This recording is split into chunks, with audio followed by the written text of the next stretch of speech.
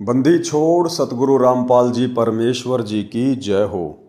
परमपिता परमात्मा सारी सृष्टि के रचनहार, कुल मालिक, असंख्य ब्रह्मांडों के स्वामी, जगत गुरु, तीनों लोकों में प्रवेश करके सबका धारण पोषण करने वाले राजाधिराज, आत्माधार, नाथों के नाथ, देवों के देव महादेव, सर्वेश्वर महेश्वर, मृत्युंजय, अजरो अमर, आदि अनादि सनातनी प्रभु, जगत पिता जगदीश्वर, श्री श्री 1008 की उपाधि के वास्तविक अधिकारी, अकाल मूरत सौद स्वरूपी राम वासुदेव, सर्वगतम ब्रह्म, परम पूज्य, प्रथम पूज्य, परम संत, परम पुरुष, परम धनी, परम दयालु, सत्य कबीर, हक्का कबीर, अल्लाहु कबीर, अल्लाहु अकबर, बाखबर अल्लाह ताला, जगत के तारणहार, जगत के मुक्तिदाता, जगत के जगन्नाथ, हारे के सहारे, हिंदुओं के राम, मुसलमानों के अल्लाह, सिखों के वाहिगुरु, ईसाइयों के मसीह, दया के सागर दयानिधि, करुणा के सागर करुणानिधि, स्वयंभू परिभू, संकट मोचन, कष्ट हरण, मंगल करण, दुख भंजन, अविगत कबीर, निर्विकार निर्विषम परमात्मा, अलय अलेख सतगुरु, आदि अनादि सतगुरु, असली मर्यादा पुरुषोत्तम, असली राम, असली कृष्ण, असली घनश्याम, असली मुरारी, राजाओं के राजा, महाराजाओं के महाराजा, शहंशाहों के शहंशाह, सम्राटों के सम्राट, भगवानों के भगवान, अल्लाहों के अल्लाह, प्रभुओं के प्रभु, मसीहाओं के मसीह, सच्चे वाहिगुरु, बाबाओं के बाबा, पीरों के पीर, सेठों के सेठ, जगत सेठ, सावलसा सेठ, सर्वगुण संपन्न, अनंत कोटि कलाओं के स्वामी, अनंत कोटि ब्रह्मांडों के नायक, योगियों में महायोगी, ध्यानियों में महाध्यानी, सिद्धों में परम सिद्ध, ज्ञानियों में तत्व ज्ञानी, ब्रह्म ज्ञानी, महाज्ञानी, परम ज्ञानी, सर्वश्रेष्ठ ज्ञानी, विज्ञानी, युवा कबीर, समरथ कबीर, असमवात, अमित ओझा, सच्चे रहनुमा, करीम अल्लाह, सुभान अल्लाह, दुनिया के अंतिम पैगंबर, 8 सितंबर 1951 से गांव धनाना, जिला सोनीपत, हरियाणा, भारतवर्ष की पावन भूमि पे प्रकट रियल कल की भगवान श्री नारायण साकार हरि, श्री बाबा साहेब, शब्द स्वरूपी राम, संत शिरोमणि सतगुरु रामपाल जी परमेश्वर जी के चरण कमल में साध संगति से जुड़े हुए देश विदेश से आप और हम सभी सत्सेवक भाई बहनों का अनंत कोटि दंडवत प्रणाम। सत्साई भाई और बहनों, दया पूज्य गुरुदेव भगवान की, सतगुरु रामपाल जी परमेश्वर जी की, जिनके शुभ आशीर्वाद से, विशेष आशीर्वाद से आप और हम सभी सत्सेवक भाई बहन साध संगति से जुड़कर अपनी आत्मा के कल्याण हेतु गुरुदेव के तत्व ज्ञान को आधार बनाकर मोक्ष प्राप्ति के लिए निरंतर सतलोक की ओर बढ़ रहे हैं। भाई और बहनों, पूज्य गुरुदेव जी के कर कमल से लिखित पवित्र ग्रंथ मुक्ति बोध के ऊपर वीडियो बनाने की श्रृंखला जारी है। आज इस श्रृंखला में हमारा ये 23वें नंबर का वीडियो है।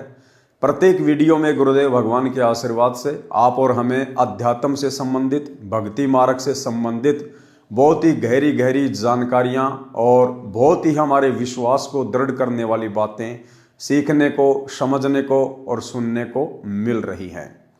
तो भाई और बहनों, आज के वीडियो की हम शुरुआत करते हैं। पवित्र ग्रंथ मुक्ति बोध, पेज नंबर है 245। यहाँ आज परमेश्वर ने दुर्भिक्ष यानी अकाल पड़ने का वर्णन किया है। यानी जिस समय आदरणीय गरीबदास जी महाराज जी आए थे, उस समय 1720 में एक भयंकर अकाल पड़ा था और उस अकाल के दौरान जनजीवन कितना अस्त व्यस्त हो गया था।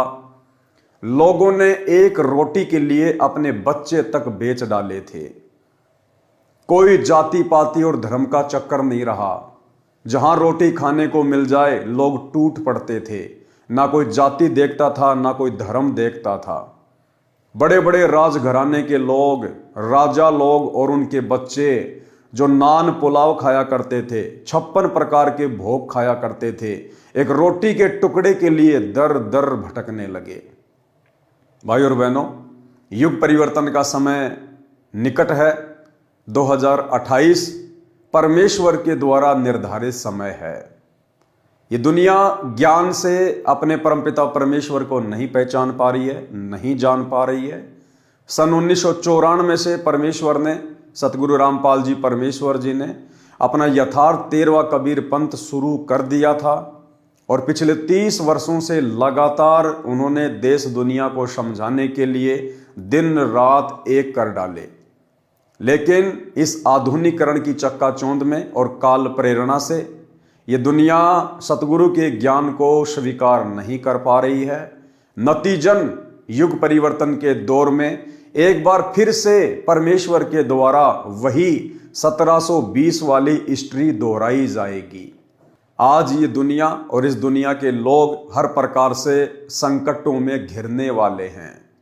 महामारी, युद्ध, महायुद्ध, अनेकों प्रकार से बाढ़, भूकंप, अतिवृष्टि, अनावृष्टि, ओलावृष्टि, जगह जगह पे आग लग जाना, भूकंप आ जाना, कई प्रकार से ये प्रकृति इंसान के जीवन को अस्त व्यस्त करेगी। और उस समय भी इस इंसान को परमेश्वर की ही शरण लेनी पड़ेगी। यदि अपने और अपने परिवार का बचाव चाहेंगे तो दूसरा धरती पर कोई रास्ता नहीं होगा। तो 1720 में किस प्रकार से दुर्भिक्ष पड़ा, अकाल पड़ा, उसका वर्णन परमेश्वर हमें पहले ही सचेत करने के लिए बता रहे हैं। दुर्भिक्ष अकाल का प्रकरण पारक के अंक की वाणी नंबर 207 से 227। गरीब बीसे में बिसरे नहीं, लागी जोर कसीस, खंड बिहंडा हो गए देखो कोम 36। गरीब बीसे में बिसरे नहीं। बीसे का मतलब गुरुदेव ने बताया 2020। अब भाई और बहनों, ये परमेश्वर को पहचानने के संकेत हैं। ये भाषा, ये लफ्ज, ये कौन यूज कर सकता है? ये सांकेतिक हैं, कोड वर्ड में है। आपको गूगल में कहीं नहीं मिलेगा कि बीसे का मतलब 2020 होता है। आपको डिक्शनरी में कहीं नहीं मिलेगा कि बीसे का मतलब 2020 होता है। तो बीसे का मतलब 2020 किसने बताया? सतगुरु रामपाल जी परमेश्वर जी ने बताया। गरीबदास जी ने तो केवल लिख दिया, उसका अनुवाद नहीं किया। अब अनुवाद कौन कर सकता है? समर्थ कर सकता है। तो क्या कह रहे हैं गुरुदेव? गरीब बीसे में बिसरे नहीं, लागी जोर कसीस, खंड बिहंडा हो गए देखो कोम 36। कोम 36 जाति बिरादरियां सब खंड बिहंड हो गए। गरीब शहजादे मांगत फिरे दिल्ली के उमराव, एक रोटी पाई नहीं जो खाते नान पुलाव।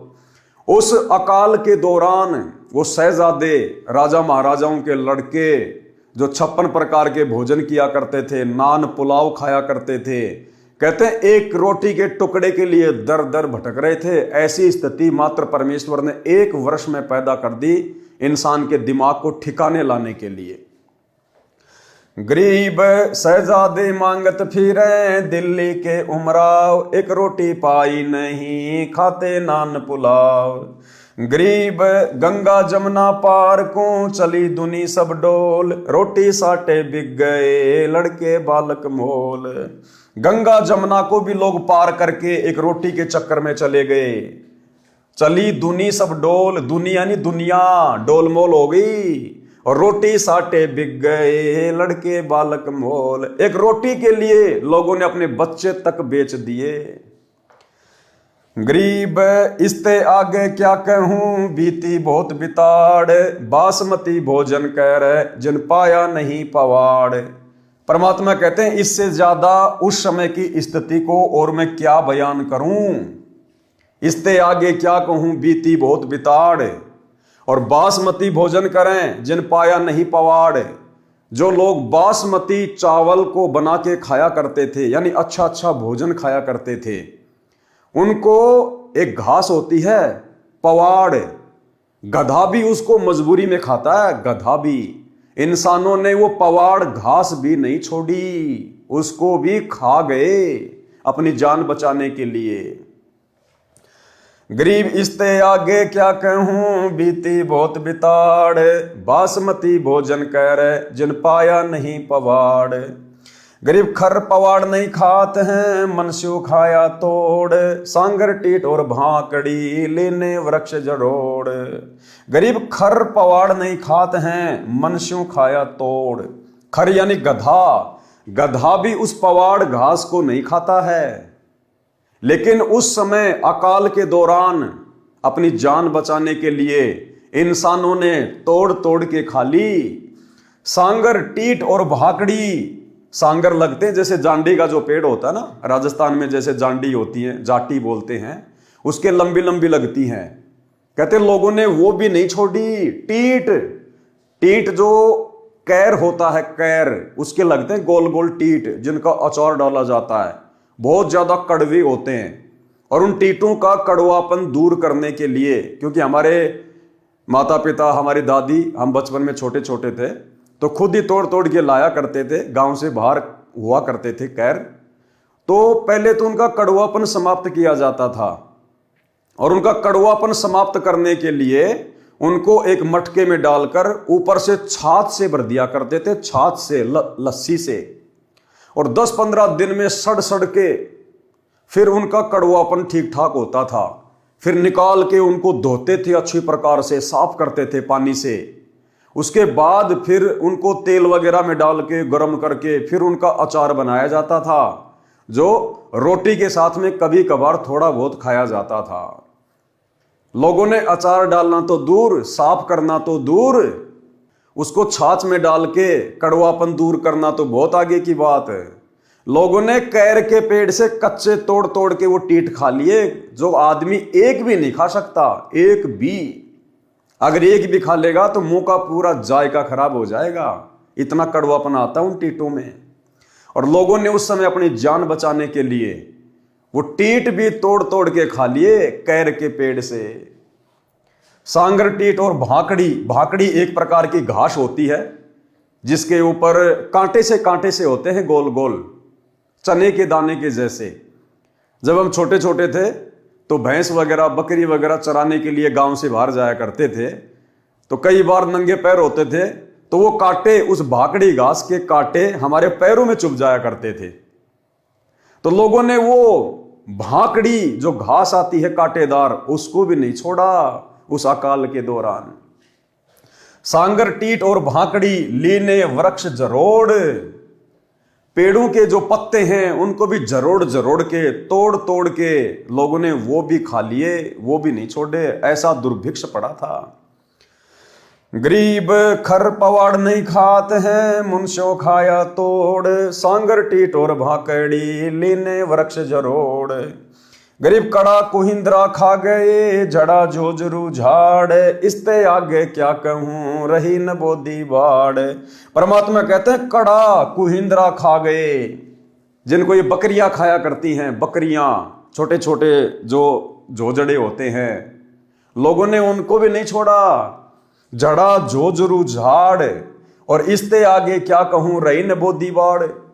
खेतों के चारों तरफ रखवाली के लिए कांटेदार झाड़ियां लगाया करते थे, लोगों ने उसको भी नहीं छोड़ा। कूट कूट के वो भी खा ली। गरीब फजल किया यूं दुख सुण्या, बरसे दीन दयाल। आए इंदर गरज कर, शुबर सर्वस्ताल। उसके बाद लोगों ने भगवान से अर्ज करी, प्रार्थना करी। इंसान को अपनी जब औकात का पता चल जाता है ना, जैसे वर्तमान में परमपिता परमेश्वर सतगुरु रामपाल जी भगवान ने इंसान को थोड़ा सा दिमाग दिया, भक्ति के लिए परमात्मा ने इस विज्ञान को शुरू करवाया। और दुनिया सोच रही है कि हमने अपना दिमाग लगा के इंटरनेट बना लिया, टीवी बना लिया, मोबाइल बना लिए, जहाज बना लिए। दिया है दिमाग परमात्मा ने। अन्यथा द्वापर युग में श्री कृष्ण जी थे, त्रेता में श्री रामचंद्र जी आए थे। क्या उनके समय गर्मी नहीं पड़ती थी या सर्दी नहीं पड़ती थी? क्या उनको आने जाने के लिए गाड़ी की आवश्यकता नहीं थी? रोड भी ढंग के नहीं थे, खड्डे खच्चर जोड़ जोड़ के चला करते थे। क्या उनको अपने रिश्तेदारों से बात करने के लिए मोबाइल की आवश्यकता नहीं थी? क्या उनको गर्मी में एसी या कूलर, पंखे की आवश्यकता नहीं थी? वो एक पंखा भी नहीं बना पाए, 3 लोक के भगवान हैं। तो आज का इंसान उनसे ज्यादा समझदार है क्या, जो इंटरनेट बना लेगा? तो ये सब कुछ परमेश्वर ने वर्तमान में इंसान को दिमाग दिया है, केवल भक्ति में सहयोग के लिए। आज ये चीजें भक्ति में सहयोग हो रही हैं।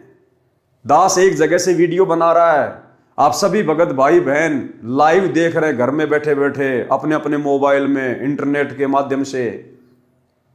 एक जगह से दूसरी जगह पर जाने के लिए परमेश्वर ने हमें साधन दिए ताकि हमारे समय की बचत हो। पहले लोग पैदल जाया करते थे या बैलगाड़ी में जाया करते थे। 2 दिन का रास्ता महीनों महीनों में पूरा हुआ करता था। आज महीने का रास्ता 2 घंटे में पूरा कर दिया जाता है। बाकी समय परमात्मा की भक्ति। तो परमेश्वर ने भक्ति में सहयोग के लिए इस विज्ञान का सहारा आप और हमें दिया। लेकिन वर्तमान में इंसान आध्यात्म ज्ञान को ना समझकर और विज्ञान को ही सब कुछ मानकर धीरे धीरे अपने पतन की ओर आगे बढ़ रहा है। और यह पतन 2028 युग परिवर्तन के दौर में इस दुनिया को दिखाई देगा। तो भाइयों और बहनों, परमेश्वर ने विज्ञान तो दी थी भक्ति में सहयोग के लिए, लेकिन इंसान ने परमेश्वर को ना पहचान कर अपनी नादानी में इसका दुरुपयोग करना शुरू कर दिया, जिसका नतीजा वर्तमान में सबको देखने को मिलेगा।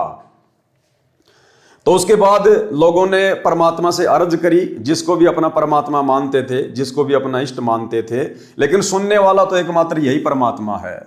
उसके बाद परमात्मा ने दया बख्शी। गुरुदेव भगवान ने इंद्र को आदेश दिया, बरसात हुई, धीरे धीरे माहौल ठीक हुआ। गरीब फजल किया, यूं दुख सुना, फजल किया, लोगों ने अरदास करी और उस परमात्मा ने उनका दुख सुना। और बरसे दीन दयाल, आए इंद्र गरज कर, सुबर सरवर ताल। गरीब सातु धात और सातु अन्न, बरसा के माही, मेहर मौज मोला करी, बादल पछाए जाही। गरीब बरसे इंद्र घनघोर कर, उतरया हुक्म हिजूर, खलक मुलक सब आवादान, नाही होत कसूर। गरीब ये बीसे की बात है, लगया 21 ऐन। अब क्या कह रहे हैं परमात्मा कि ऊपर आपको जो बातें बताई है ना अकाल के विषय में, ये तो बीसे की बात है, यानी 1720 की बात है। फिर लगया 21 ऐन, फिर 1721 शुरू हुआ। गरीब ये बीसे की बात है, लगया 21 ऐन, 60 महीना शुभ घड़ी, 7 8 चैन। गरीब 60 बदी बैठे गद्दी, इंद्र मूला दीन, लोकपाल लहरी कला, प्रसन्न देवा तीन। गरीब हुकुम अरस्त उतरया, बरसे हरिजन संत, रांडी कै हांडी चढ़ी, बुढ़िया जामे दंत। गरीब 3 4 और 5 मन, हुआ अन उजाल, भीग्या लगया 110 महीना, यो खाओ कंगाल। फिर खेतों में बढ़िया अनाज होने लगा, लोग पेट भर भर के खाना खाने लगे। गरीब लांडी बूची लाड करी, संतों के प्रताप, सांगर टीट न पावते, इब खावे मूंग और भात। गरीब लांडी बूची लटकती, रोखियों ऊपर रूह, केस वहां ही खुश रहे, इब ओडत है सू। गरीब आने का 10 शेर अन्न, मेहनत याकू दे, पिछले दिन नहीं याद हैं, तौबा करके ले। गरीब 1 आने का शेर अन्न, लेते सब मजूर, देखी 10 गुना बद गया, समझी गधेरे सूर। गरीब जुल्हों ऊपर जुल्म था, मर गए डूम डहाल, कातन को पाया नहीं, पर्याज भी साकाल। गरीब सासू साड़ी माए क्या, बापू पीत बिछो, शकल कबीला तज गए, ऐसा व्याप्या द्रोह। परमात्मा कहते हैं उस अकाल के दौरान क्या सासू, क्या साड़ी, क्या माँ, क्या बाप, क्या बेटा, क्या वो परिवार, क्या वो कबीला, सब तितर बितर हो गए। पता नहीं अपनी पेट की भूख शांत करने के लिए कौन कहां कहां भटक रहा था। गरीब ऐसी बीती जगत में, जाने नहीं जिहान, कत्थक चूना लाए कर, अब चाबण लागे पान। कहते हैं संसार में ये काल और ये दुर्गा ऐसे ऐसे तांडव मचाते हैं। गरीब ऐसी बीती जगत में, जाने नहीं जिहान। और वर्तमान में इंसान को थोड़ा बहुत परमात्मा ने सुख क्या दे दिया, उन सब घटनाओं को भूल गया है। इंसान सोचता है वर्तमान में ऐसा नहीं होगा, अकाल तो पहले पड़ा करते थे, भूकंप तो पहले आया करते थे। और कहते हैं अब कत्थक चूना लाए कर, अब चाबण लागे पान। उस समय तो खाने को रोटी नहीं थी और अब बकवाद करने लग गए। फिर अब चूना लगा के, कत्था लगा के और पान खाने लग गई दुनिया, बकवाद करने लग गई, शराब पीने लग गई, मांस खाने लग गई। तो भाई और बहनों, आज ये दुनिया फिर से उसी मुहाने पे खड़ी है। आज फिर से दुनिया ने वही बकवादें करनी शुरू कर दी, परमेश्वर को पहचान नहीं रहे, जान नहीं रहे। तो आने वाले समय में, जो कि बहुत ही थोड़ा समय बच गया है, मुट्ठी भर भी समय नहीं है, मुट्ठी भर का मतलब है 5 उंगलियां हैं ये, इसको कहते हैं मुट्ठी भर। यानी संसार के पास में, दुनिया के पास में 5 वर्ष भी नहीं बचे हैं। 2028 युग परिवर्तन का दौर है, उससे पहले पहले दुनिया को दिन में तारे दिखाई देने लग जाएंगे। गरीब पंडो भारत में बचे, यो राखे जनदास, काल कुचालों में रहे, नहीं खाए खड़ घास। परमात्मा कहते हैं जिस समय महाभारत का युद्ध हुआ था, उस समय परमात्मा ने केवल पांडवों की रक्षा की थी, क्योंकि पांडव एक प्रकार से उस समय धर्म के पाले में थे। हालांकि जिस स्तर पर वो थे उसको धर्म नहीं कहा जा सकता, क्योंकि लड़ तो वो भी राज के लिए रहे थे, तो वो कोई धार्मिक लड़ाई थोड़ी थी। लेकिन कौरवों की तुलना में पांडव परमेश्वर की विशेष आत्मा थी, इसलिए परमात्मा ने महाभारत के युद्ध में उस समय पांडवों की रक्षा की। उस समय भी ऐसी हालातें पैदा हो गई थी, पांडवों को वनवास दे दिया गया था 12 वर्ष का। तो कहते हैं पांडवों के सामने ऐसी परिस्थिति पैदा नहीं हुई कि उनको घास खा खा के अपना टाइम पास करना पड़े। परमात्मा ने उनके लिए हर जगह भोजन की व्यवस्था की। किसके लिए? अपनी विशेष आत्माओं के लिए। अब भाई और बहनों, गुरुदेव ने एक सत्संग में बताया कि विशेष आत्मा क्या होती है और कैसे परमात्मा अपनी विशेष आत्माओं की आपत्तियों के समय सहायता करता है। गुरुदेव ने बताया जैसे एक पिता के 4 संतान हैं और 3 हैं वो नालायक हैं, पिता की आज्ञा का पालन नहीं करते, सारे उल्टे काम करते हैं, और एक है वो पिता की आज्ञा में चलता है। तो जब कोई विशेष संकट आएगा तो उस पिता का ध्यान अपने उस आज्ञाकारी बच्चे के ऊपर जाएगा। वो 3 जो नालायक हैं उनके ऊपर पिता विशेष ध्यान नहीं देगा, उनको अपना कर्म ही भोगना पड़ेगा। महाभारत कितना भयंकर युद्ध हुआ, उसमें पांडवों की रक्षा बनी और सब दुनिया मर गई। ऐसे ही परमात्मा ऐसी आपत्तियों में कबीर परमेश्वर के बच्चों को, कबीर परमेश्वर की जो विशेष आत्माओं को, विशेष कौन सी होती हैं, जैसे वैसे तो हम कबीर जी के सभी बच्चे हैं, सभी उसी की आत्मा है। कीड़ी, हाथी, कुंड, राजा, रंग, महादेव, ब्रह्मा, विष्णु, महेश और हम। विशेष आत्मा वो हैं जो उनकी आज्ञा का पालन करके उनके अनुसार चल रहे हैं। जैसे एक पिता की 5-6 बेटे हैं और 2 पुत्र उसकी आज्ञा का पालन ना करके बकवाद करते हैं, कि तो चोरी करते हैं, कि तो लठ बजाते हैं, कोई झगड़ा करते हैं, तो वो विशेष आत्मा उसके बच्चे नहीं हैं। आत्मा में दुख तो होता है, लेकिन वो उसकी आज्ञा से बाहर जा करके हैं, तो उन पर विशेष ध्यान ना दे करके पिता उनकी तरफ विशेष ध्यान देता है जो उसकी मर्यादा में चल रहे हैं। और जो दूसरे हैं मर्यादाहीन रहते हैं, उनसे तो पैसे भी छुपा कर रखा करे, कभी रास्ते ये निकाल ना ले जाए। तो ऐसे ही जो परमेश्वर की प्यारी आत्माएं कभी किसी उसके चरणों में रही हैं, उस अक्षेत्र में परमात्मा ने अकाल नहीं गिरने दिया। तो यहाँ उसी के विषय बताते हैं, पंडो भारत में बस। तो आने वाले समय में जब ये आपत्तियां देश और दुनिया में आएंगी, उस समय भाई और बहनों परमात्मा केवल अपनी विशेष आत्माओं के ही साथ रहेंगे, बाकी दुनिया के साथ नहीं रहेंगे। दुनिया के जो जैसा कर्म है वैसा ही उनको फल भोगना पड़ेगा। और वर्तमान में जो सतगुरुदेव भगवान से उपदेश लेकर भक्ति कर रहे हैं, मर्यादा में रह रहे हैं, नेक नीति से अपना कर्म कर रहे हैं, परमेश्वर अपनी इन ही विशेष आत्माओं की उस समय रक्षा करेगा। परमात्मा उनको भूखा नहीं मरने देगा, कहीं से भी उनके लिए परमात्मा अन्न का बंदोबस्त करेगा। और ये तो समर्थ है, धनी है, जगत सेठ है, इस परमेश्वर को तो कुछ भी करने की जरूरत नहीं है, इनके तो संकेतों से सब कुछ होता है। अगर हमारे घर में उस समय 2 दाने होंगे, सुबह मटका भरा हुआ मिलेगा, मटका भरा हुआ। सुनिए गुरुदेव के मुख कमल से। फिर भगवान व्यवस्था करेगा, आपके घर में 2 दाने होंगे, तड़के भरा पाओगा मटका, पिप्पा भरा पाओगा आटे का, इस तरह कर देगा दाता आपके लिए। लेकिन भक्ति करवाने के लिए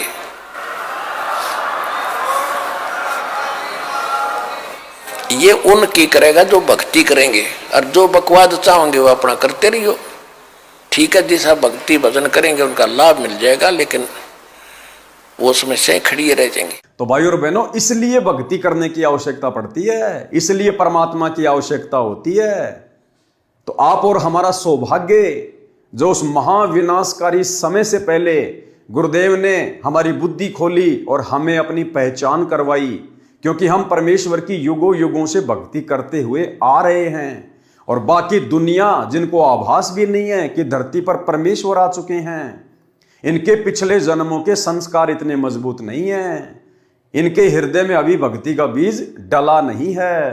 तो भाई और बहनों, ये आदरणीय गरीबदास जी महाराज जी के सदग्रंथ की वाणियां हैं, यानी सतगुरु रामपाल जी भगवान ने ही 350 साल पहले आदरणीय गरीबदास जी की भूमिका निभाई थी, और इन्होंने ही अपने कर कमल से सदग्रंथ साहिब को लिखा था, यानी लिखवाया था। परमेश्वर तो केवल एक अनपढ़ की भूमिका कर रहे थे, वो चाहते तो लिख भी सकते थे, उनके लिए तो कोई बड़ी बात नहीं है। लेकिन परमेश्वर ने एक अन्य आत्मा गोपाल दास जी को निमित्त बनाया और सदग्रंथ साहिब को लिखवाया। तो भाई और बहनों, इस पवित्र ग्रंथ की वाणियों को पढ़ने मात्र से हम पुण्य के भागी बनते हैं।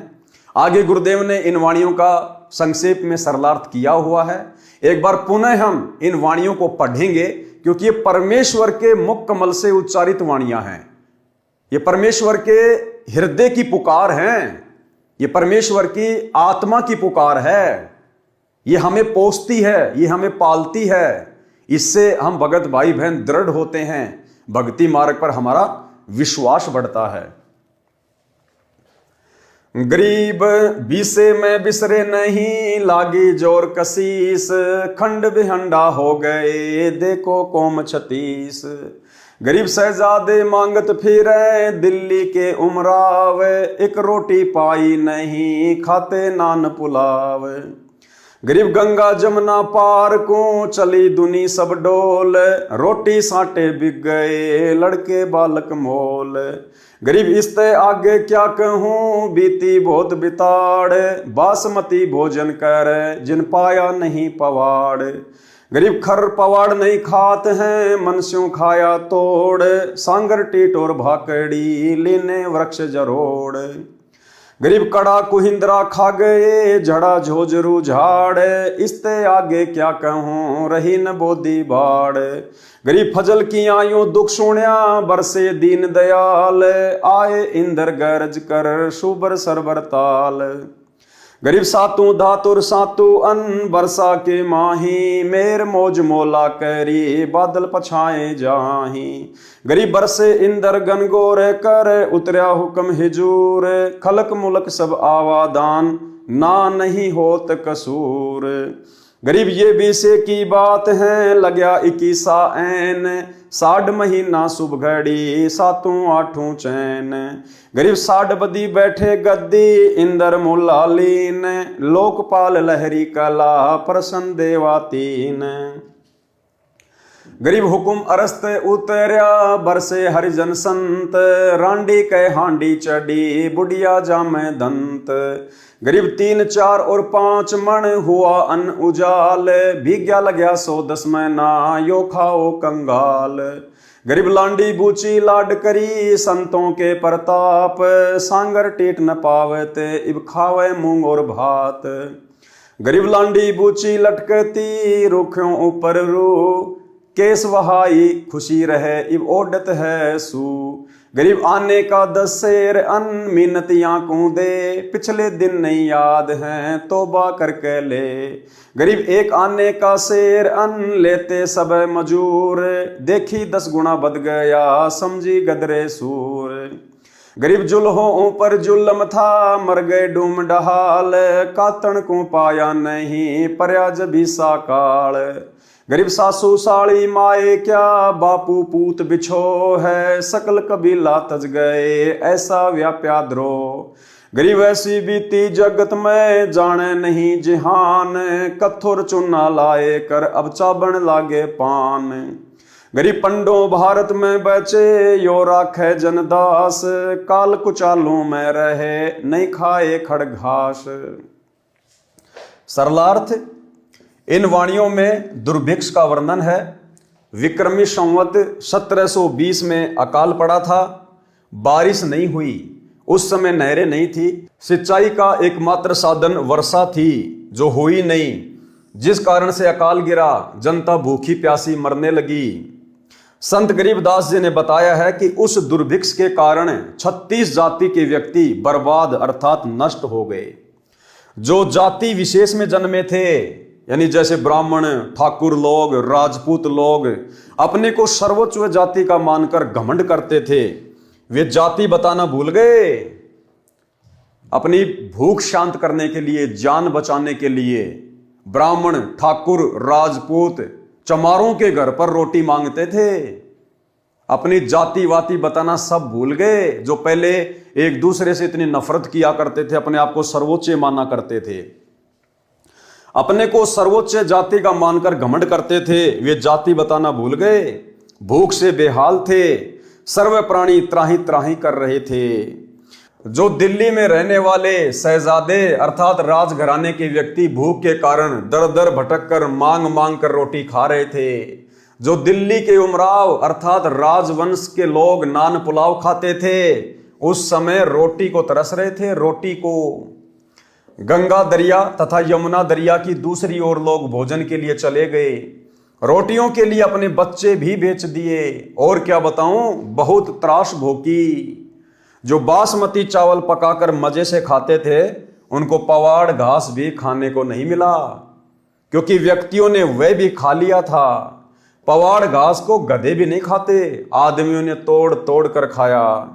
इसके अतिरिक्त जांडी के पेड़ के फल, सांगर, सिंगरे, कैर, झाड़ से टींट और कांटेदार भाकड़ी कूट कर खाई। वृक्ष के पत्ते जरोड़ कर यानी खींच खींच कर तोड़ कर खा गए।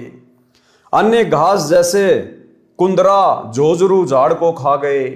इससे आगे और क्या बताऊं, उस दुर्भिक्ष में कांटेदार झाड़ियों की बाड़ जो खेत की रक्षा के लिए लगाई हुई थी, जो बोदी यानी कमजोर पुरानी गली हुई थी, बाड़ भी कूट कूट कर खानी पड़ी। ऐसी दुर्गति आदमियों की हुई थी। हाहाकार मचा, परमात्मा ने पुकार सुनी, इंद्र को आदेश दिया बारिश करने का। बारिश हुई, बादल गरज गरज कर बरसने लगे, तालाब खेत पानी से पूर्ण रूप से भर गए, अच्छी फसल हुई, दुर्भिक्ष का संकट टल गया। दुर्भिक्ष में सासू, साली, माता पिता, पुत्र सब परिवार भूखे मरते, भोजन की तलाश में पागलों की तरह इधर उधर भाग गए, एक दूसरे से बिछुड़ गए। जगत में ऐसी भयंकर स्थिति हुई थी। अब दुनिया उन दुर्दिनों को भूल गई है, बकवाद करने लगे हैं, कत्था तथा चूना लगाकर पान चबाने लगे, यानी फंड करने लगे हैं, परमात्मा को याद नहीं करते। ये सारी बातें गुरुदेव भगवान ने क्यों लिखनी पड़ रही हैं, क्यों समझानी पड़ रही है कि भैया अगर उसी प्रकार से बकवाद करते रहोगे और परमात्मा की भक्ति नहीं करोगे, सच्चे सतगुरु की शरण में आके सत भक्ति नहीं करोगे, तो जिस प्रकार सन 1720 में मात्र 1 वर्ष में परमेश्वर ने दुनिया को अरस से फरस पे लाके छोड़ दिया, वो समय अब ज्यादा दूर नहीं है। तो भाई और बहनों, आप और हमारा सौभाग्य जो परमेश्वर ने हमें पहले से ही उस आगामी मार से बचाने के लिए हमें अपनी शरण में लिया। उस दुर्भिक्ष में परमात्मा ने अपने भक्तों की ऐसे रक्षा की थी जैसे महाभारत के युद्ध में 5 पांडवों की रक्षा की थी। भक्तों को उस अकाल में भी भोजन का भाव नहीं रहा। यानी उस समय जो परमेश्वर की आत्माएं थी, यानी परमात्मा भिन्न भिन्न रूप धारण कर कर पृथ्वी पर विचरते रहते हैं, आत्माओं को सत भक्ति पे लगाते रहते हैं। तो उस समय जो उनकी शरण में थे, जो उनके भगत थे, परमेश्वर ने उस 1720 में अकाल के समय जहां दुनिया की दुर्गति हो रही थी, लेकिन परमेश्वर ने अपने भक्तों के ऊपर दिक्कत नहीं आने दी। उनकी परमेश्वर ने भोजन की व्यवस्था की, उनको भाकड़ी नहीं खाने दी, पवाड़ घास नहीं खाने दी। भक्तों को उस अकाल में भी भोजन का भाव नहीं रहा। और ठीक इसी प्रकार भाई और बहनों, आप और हमने भी विश्वास के साथ भक्ति पे लगे रहना है। और अब तो परमात्मा स्वयं धरती पे प्रकट है, बापों का बाप। आज तो हमें परमात्मा जरा सी भी दिक्कत नहीं होने देगा, जरा सी भी दिक्कत। यदि हमने मर्यादाओं में जरा सी भी त्रुटि नहीं की है तो। वाणी नंबर 228 से 317 में श्री रामचंद्र पुत्र राजा दशरथ की महिमा का वर्णन है तथा राम और रावण के युद्ध का वर्णन है। कागभूषण ने बालक रामचंद्र की परीक्षा ली थी। उस समय पूर्ण ब्रह्म परमात्मा ने, किसने? सतगुरु रामपाल जी परमात्मा ने बालक रामचंद्र का रूप बनाकर उसकी महिमा बनाई थी। अब भाई और बहनों देखो, अनंत घटनाएं हो चुकी हैं, अनंत लीलाएं परमेश्वर कर चुके हैं। आप और हम भाई बहन परमेश्वर की उन अनंत लीलाओं से परिचित नहीं हो सकते हैं। इस परमेश्वर का ज्ञान, ये तत्व ज्ञान अरबों खरबों जीबी का है। आप और हमारी बुद्धि कुछ एक MB की है। तो कैसे भाई और बहनों वो सारी फिल्में, वो सारी कथाएं हमारे छोटे से दिमाग में समा सकती हैं। अब कागभूषण ने बालक रामचंद्र की क्या परीक्षा ली थी और कैसे गुरुदेव भगवान ने श्री रामचंद्र जी का रूप बनाया और उस परीक्षा में पास हुए। अब भाई और बहनों, ये कथाएं आने वाले समय में जब पूज्य गुरुदेव भगवान अपने मिशन को पूरा करके हिसार जेल से बाहर आएंगे, उस समय भाई और बहनों जितने दिन परमात्मा पृथ्वी पर रहेंगे, लीला करेंगे, परमेश्वर हमें आदरणीय गरीबदास जी महाराज जी के सदग्रंथ साहिब से उन्हीं सब कथाओं का जिक्र करेंगे। तो वर्तमान में दास ने गुरुदेव के सत्संगों में इस कथा को नहीं सुना है, क्योंकि गुरुदेव के लाखों सत्संग है, हम सारे सत्संग नहीं सुन सकते हैं। तो अभी तक दास तो नहीं सुन पाया है, इसलिए आप लोगों के सामने वो क्या कथा है उसका जिक्र नहीं कर सकता। तो ये हम परमेश्वर के ऊपर छोड़ते हैं। कागभूषण ने बालक रामचंद्र की परीक्षा ली थी। उस समय पूर्ण ब्रह्म परमात्मा ने बालक रामचंद्र का रूप बनाकर उनकी महिमा बनाई थी। फिर जीवन भर उसकी पूर्व जन्मों की भक्ति के कारण रक्षा की। नारद के अभिमान को भंग किया था, उसका भी वर्णन है। इसका वर्णन पहले कर दिया है। यानी नारद जी तपस्या करने के लिए वन में चले गए थे। 12 वर्ष उन्होंने साधना की और कहा कि मैंने कामदेव के ऊपर, विषय वासनाओं के ऊपर विजय प्राप्त कर ली। उसको अहंकार हो गया था। तो किस प्रकार से परमात्मा ने विष्णु में प्रेरणा करके और नारद के अभिमान को फिर तोड़ा था। रावण के अभिमान के कारण उसका कुल नाश हुआ। सत्य साधना न करके, तमगुण शंकर की भक्ति करके, धन दौलत तथा चमत्कारी शक्ति प्राप्त करके जीवन नष्ट कर दिया। वाणी नंबर 239। गरीब बैरागर की खान को जो कोई लेवे चाही, बिना धनी की बंदगी नगर लगो तिस बाही।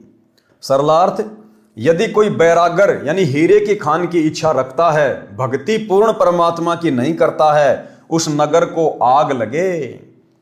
जो मांस खाते हैं, शराब पीते हैं, वे तो मनुष्य दिखाई देते हैं, वे तो पशु हैं। पर्वत पर रहने वाले भीलों जैसे दुष्ट हैं। वाणी नंबर 244 से 245 में बताया है कि रावण एक समय में 100 जोटों का यानी 100 भैंसों का मांस खाता था। उसके घर पर नौजवान स्त्री मंदोदरी थी, फिर भी सीता की इच्छा रखता था, जो उसके विनाश का कारण बना। यानी गुरुदेव भगवान आप और हमें शिक्षा देना चाहते हैं कि आपने भूलकर भी शौपन में भी पर स्त्री और पर धन की ओर नजर नहीं रखनी है। जो राखूं त्यो ही रहूं हमरा के चारा, और खाने जाद खरीद हूं गुलाम तुम्हारा। हमने तो अपने गुरुदेव भगवान की रजा में राजी रहना है। भाई और बहनों, इस रावण की छोटी सी कथा से आप और हमें बहुत सारी शिक्षाएं मिल सकती है। हम अपने अभिमान को, अहंकार को चूर चूर कर सकते हैं कि आप और हमारी वर्तमान में ऊंट के मुंह में जीरे के बराबर भी औकात नहीं है। चाहे कोई यहां का प्रधानमंत्री क्यों ना हो, बड़े से बड़ा कोई धनपति क्यों ना हो, आप और हमारी वर्तमान में कोई औकात, कोई हैसियत नहीं है। ऐसे ऐसे महापुरुष, ऐसे ऐसे बली, ऐसे ऐसे दानवीर, ऐसे ऐसे ताकतवर इंसान होकर जा चुके हैं। रावण क्या कह रहे हैं गुरुदेव भगवान? रोजाना 100 जोटों का मांस खाता था, 100 जोटों का। ये रावण की खुराक थी। इसके अलावा सब्जी रोटी अलग है, छाछ दूध दही अलग है। 100 जोटों का मांस, और उस समय के जोटे भी कितने बड़े बड़े होंगे, हाथी से भी बड़े बड़े। तो सोचिए रावण कितना बलवान होगा। गुरुदेव ने बताया कि रावण की हाइट 150 फुट की हाइट थी, 150 फुट की। और शरीर फिर कितना हट्टा कट्टा होगा, जो रोजाना 100 जोटों का मांस खाता था। उस समय के जोटे वर्तमान के हाथी से भी बड़े बड़े। तो सोचिए वर्तमान में कोई 5 फुट का, कोई 6 फुट का, बड़े से बड़ा कोई 7 फुट का इंसान, पता नहीं अपने आप को क्या मान बैठता है। थोड़ा बहुत किसी का शरीर ठीक ठाक होता है, जिम जाम करने लग जाता है, पहलवानी करने लग जाता है, पता नहीं अपने आप को भीम समझने लग जाता है। परमात्मा कहते हैं ये उदाहरण है अभिमान को तोड़ने के लिए, अहंकार को तोड़ने के लिए। आज 1 किलो खाना नहीं खा सकता इंसान एक टाइम में, और रावण एक समय 100 जोटों का मांस खाया करता था, 100 जोटों का। और आगे देखना भाई और बहनों, वाणी नंबर 244-245 में बताया है कि रावण एक समय में 100 जोटों का नर भैंसों का मांस खाता था।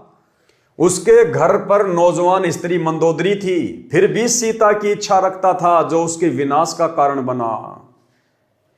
यदि हम भगत भाई बहन भी यदि पर स्त्री की तरफ कुदृष्टि रखेंगे, कुनजर रखेंगे, तो आप और हमारी भी यही दुर्गति होगी जो रावण की हुई।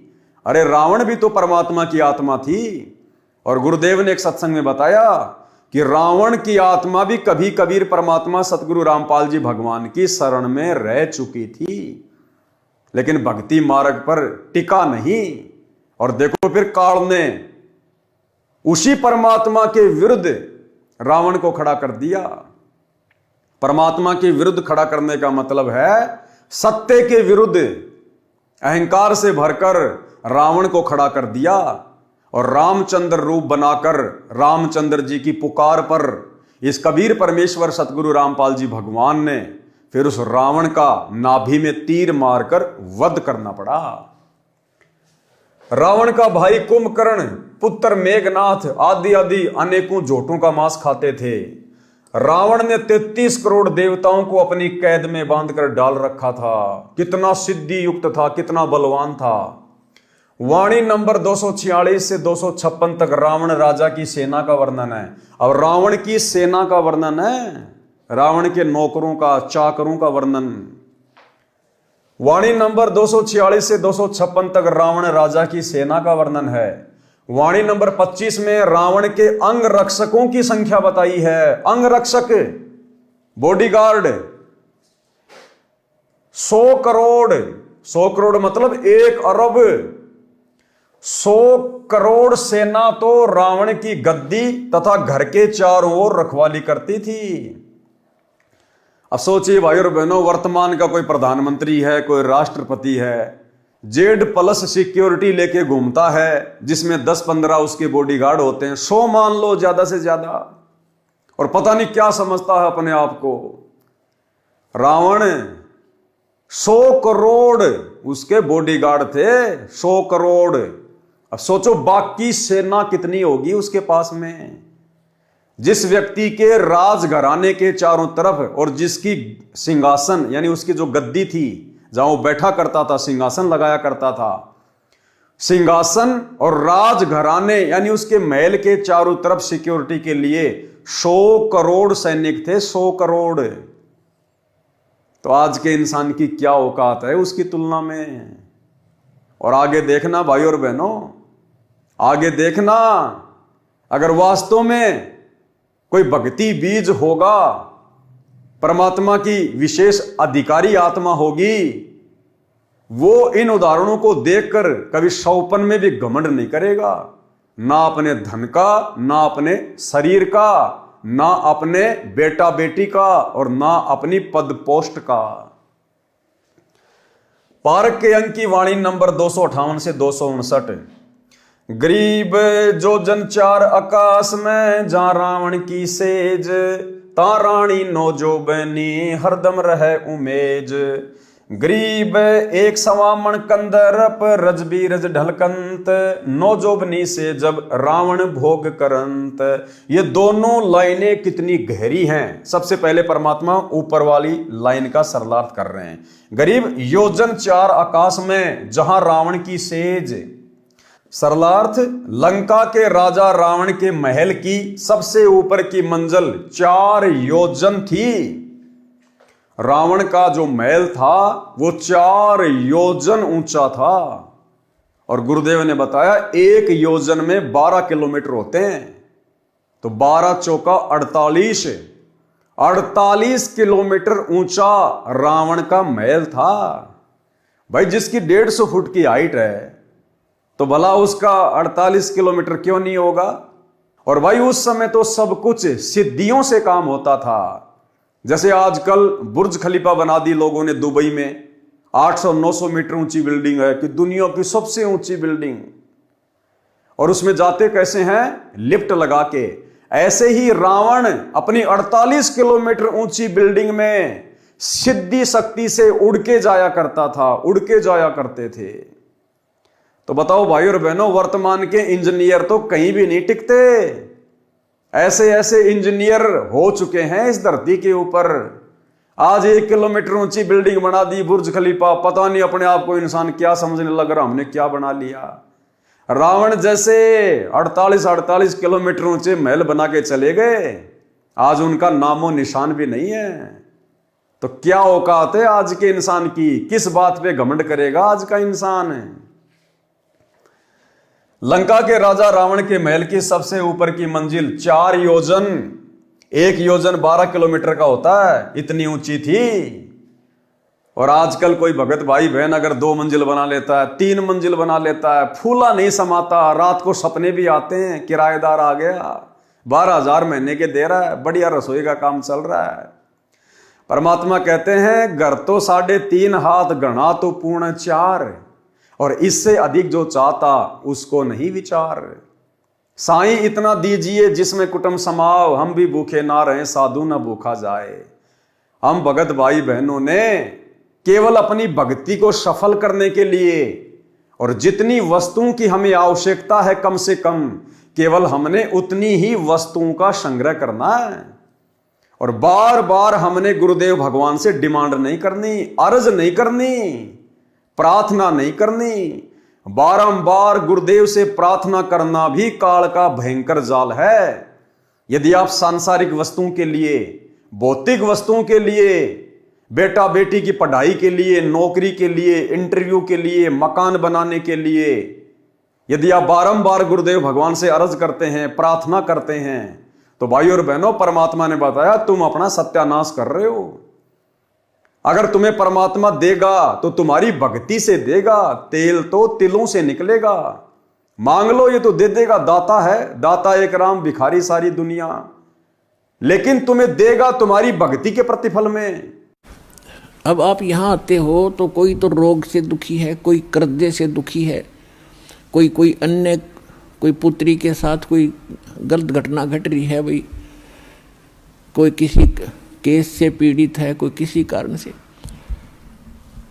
और जो भी ज्ञान और भक्ति दी जाती है आपकी वहीं नष्ट हो जाती है, क्योंकि आप भक्ति करते हो, फिर 36 आपके ऊपर आपदाएं हैं, उनसे पर अर्जी लगाते हुए भगवान हो जाते, वो आपकी साथ साथ खत्म होती है। और जो भी ज्ञान और भक्ति दी जाती है आपकी वहीं नष्ट हो जाती है, क्योंकि आप भक्ति करते हो, फिर 36 आपके ऊपर आपदाएं हैं, उनसे पर अर्जी लगाते हुए भगवान हो जाते, वो आपकी साथ साथ खत्म होती है। और जो भी ज्ञान और भक्ति दी जाती है आपकी वहीं नष्ट हो जाती है, क्योंकि आप भक्ति करते हो, फिर 36 आपके ऊपर आपदाएं हैं, उनसे पर अर्जी लगाते हुए भगवान हो जाते, वो आपकी साथ साथ खत्म होती है। तो परमात्मा आपको कैसे ठीक करेगा? एक बार किसी के ओठ का चोट लगी, ओठ के, और किसी ने दवाई बता दी कि इसके होठ के हलवा बना के बांध दो। अब थोड़ा सा हलवा बनाया 10-20 ग्राम देसी घी का, उसके ओठ पर रख दिया। ओठ पर रखते हुए भीतर कर गया, भूखा था। उसने फिर दरिया, वो फिर खा गया। एक समझदार से ने बताया कि अच्छा बना दो, और पहले इसने भीतर से भरो, जब ओठ पर टटेगा अंदर से फुल करो इसको, जब टेकने देगा ये ओठ पे। तो पहले ये परमात्मा पहले आपको अंदर से भरेंगे, और जब इस औषधि ने ओठ पर टेकने दोगे आप, जब आप ऊपर न चालन की सोचोगे,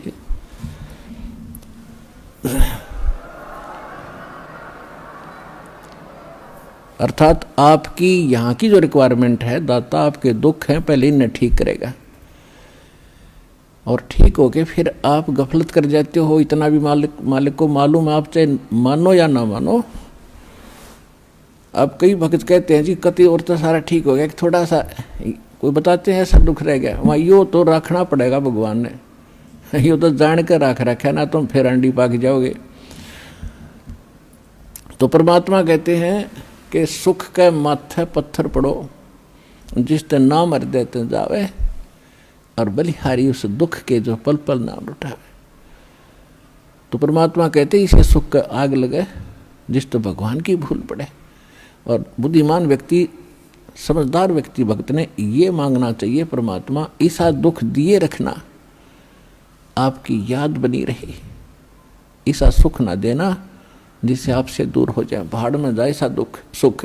तो पुण्यात्माओं, ये परमात्मा थोड़ा बहुत जो रखे है ये अनिवार्य ही होगा हमारे लिए, ये सोचकर आप अब ब्लाइंड फेथ करो इस मार्ग पे। तो भाई हमने ये भक्ति यहीं पे खर्च नहीं करनी, ये भक्ति तो हमने सतलोक जाने के लिए संग्रह करनी है। और इस दाता से मांगना क्या? अरे जो सब कुछ जानता है, जो अंतर्यामी है, जो तीनों लोकों में प्रवेश करके सबका पालन पोषण कर रहा है, ऐसे समर्थ सांवरिया सेठ से मांगा थोड़ी जाता है। अरे मांगा तो उससे जाता है जिसको पता नहीं होता। हमारे गुरुदेव को तो बताने की जरूरत नहीं है, ये तो घट घट के वासी हैं, कण कण के वासी हैं। अगर हम इनकी सतभक्ति कर रहे हैं, इनकी शरण में हैं, मर्यादा में हैं, समय से पहले परमात्मा आवश्यक वस्तु आप और हमारे सामने खड़ी कर देगा। फिर भला ऐसे समर्थ सतगुरुदेव भगवान से मांगने की क्या जरूरत? और मांगने के लिए परमात्मा ने क्या बताया कि भैया मांगना है तो भक्ति मांगो, भक्ति मर्यादा मांगो। मांगना भी गुरुदेव ने सिखाया आदरणीय धर्मदास जी के एक शब्द के माध्यम से। भक्ति दान गुरु दीजियो देवन के देवा हो, भक्ति दान गुरु दीजियो देवन के देवा हो। जन्म पाया भूलूं नहीं करहूं पद सेवा हो, जन्म पाया भूलूं नहीं करहूं पद सेवा हो। तीर्थ व्रत मैं नहीं करूं ना मंदिर पूजा हो, तीर्थ व्रत मैं नहीं करूं ना देवल पूजा हो। मनसा वाचा कर मना मोहे और न दूजा हो, मनसा वाचा कर मना मोहे और न दूजा हो। भक्ति दान गुरु दीजियो देवन के देवा हो, भक्ति दान गुरु दीजियो देवन के देवा हो।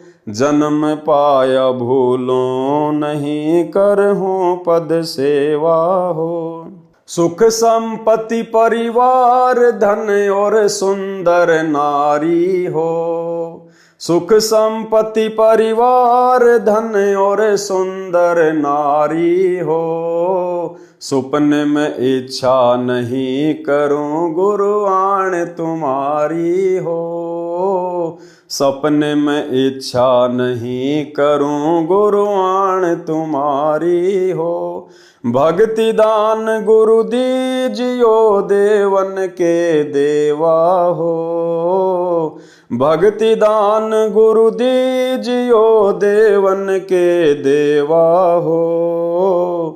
जन्म पाया भूलो नहीं, करहूँ पद सेवा हो।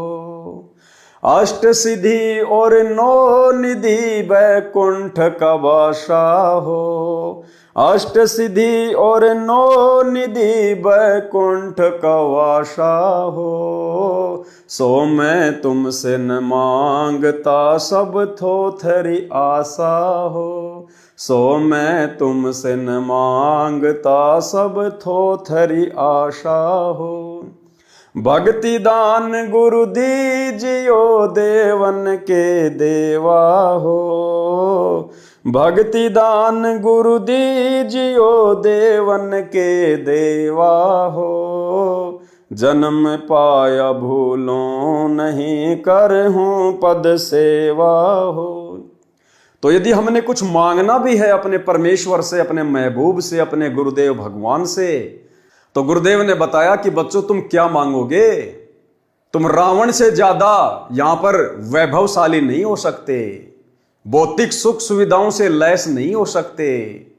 जिसकी 48 किलोमीटर ऊंची मंजिल थी, सिद्धि शक्ति से उड़ के जाया करता था, और 48 किलोमीटर ऊंचा महल पूरा का पूरा सोने का, गारियां भी सोने की, ईंटें भी सोने की। क्या हम उस रावण से ज्यादा वैभवशाली यहां हो सकते हैं? 1 लाख पूत 1.25 लाख नाती, उस रावण के आज घर में कोई दीवा ना बाती। 1 लाख जिसका उसका कोई वंश भी नहीं आज धरती पर। तो बताओ फिर हम क्या मांगे परमात्मा से? क्या मांगे? वो रावण अपने साथ में सुई की नोक नहीं लेकर जा सका, हम क्या ले जाएंगे? तो परमात्मा कहते हैं भक्ति मांगो, भक्ति से बड़ा कोई धन नहीं है। कबीरा सब जग निर्धना, धनवंता ना कोई, और धनवंता सोई जानिए, जिसके पास राम नाम धन होए। कौन से राम का? सतगुरु रामपाल जी परमेश्वर जी का शतनाम, सारनाम, प्रथम नाम, इनकी भक्ति, इससे बड़ा दुनिया में कोई धन नहीं है। बाकी सब धन नश्वर हैं, खंड खंड हो जाएंगे, लेकिन ये भक्ति धन कभी भी नष्ट नहीं होता, हमें शतलोक में पहुंचा देगा। तो गुरुदेव ने बताया अगर कुछ मांगना भी है तो भक्ति मांगो। जय तन चाहिए राजपाट, तो धर ले ध्यान हमारा। अगर तेरे मन में राज्य करने की इच्छा भी है तो भी इस भक्ति से ही मिलेगी। अगर रावण को भी वो महल मिला, ठाट बाट मिले, नौकर चाकर मिले, तो भी उसकी भक्ति के प्रतिफल में मिले। रावण ने 10 बार अपना सिर अपने हाथ से तलवार से काट के अपने इष्ट श्री शंकर जी के चरणों में चढ़ा दिया, लेकिन फिर भी देने वाला तो यही कबीर परमात्मा था, भले शंकर जी के माध्यम से दे। अष्ट सिद्धि 9 निधि का दाता यही है, 24 सिद्धियों का स्वामी यही है। ये देवी देवता ब्रह्मा विष्णु महेश भी इसी समर्थ सेठ सतगुरु रामपाल जी भगवान से मांगते हैं। 33 कोटि अधारा, ध्यावे शेष 88, उतरे भवजल पारा, कटहे यम की फांसी। ये 33 करोड़ देवी देवता और 88,000 ऋषि महात्मा भी अपनी भक्ति का आधार इसी पूर्ण परमात्मा कबीर परमेश्वर सतगुरु रामपाल जी भगवान को ही मानते हैं, भले उन्हें भक्ति का वास्तविक ज्ञान नहीं है। जिस प्रकार इंसान चाहे किसको भी पूजता है, किसी भी देवी देवता की पूजा करता है, लेकिन जब उसके ऊपर विशेष आपत्ति आती है तो उसकी आत्मा से एक ही पुकार निकलती है, हे परमात्मा, हे मालिक, हे परमेश्वर। इसी प्रकार ये देवी देवता चाहे जो भक्ति कर रहे हैं, लेकिन उनकी भक्ति का आधार वो परमात्मा ही है, क्योंकि सर्व का पालन पोषण यही एकमात्र परमात्मा तीनों लोकों में प्रवेश करके करता है। तो हम भगत भाई बहनों ने ये रावण जैसे जन्म बहुत भोग लिए। इस नकली नश्वर 21 ब्रह्मांड के झूठे सुख हमने बहुत बार भोग लिए। अनेकों बार हमने बड़े बड़े बलशाली पहलवानों के जन्म ले लिए। अनेकों बार हम बड़े बड़े बिजनेसमैन रह चुके हैं, बड़े बड़े खिलाड़ी रह चुके हैं। हमने सर्व जीवन भोग लिए। परमात्मा कहते हैं कोटि जन्म तू राजा की न्या, करोड़ों बार तो सतलोक से आने के बाद हम यहां पर पृथ्वी पर सर्व संपन्न राजाओं के जीवन भोग चुके हैं। कोटि जन्म तू राजा की न्या, मिटी न मन की आशा, और भिक्षुक होकर दर दर घूम लिया, मिला न निर्गुण राशा।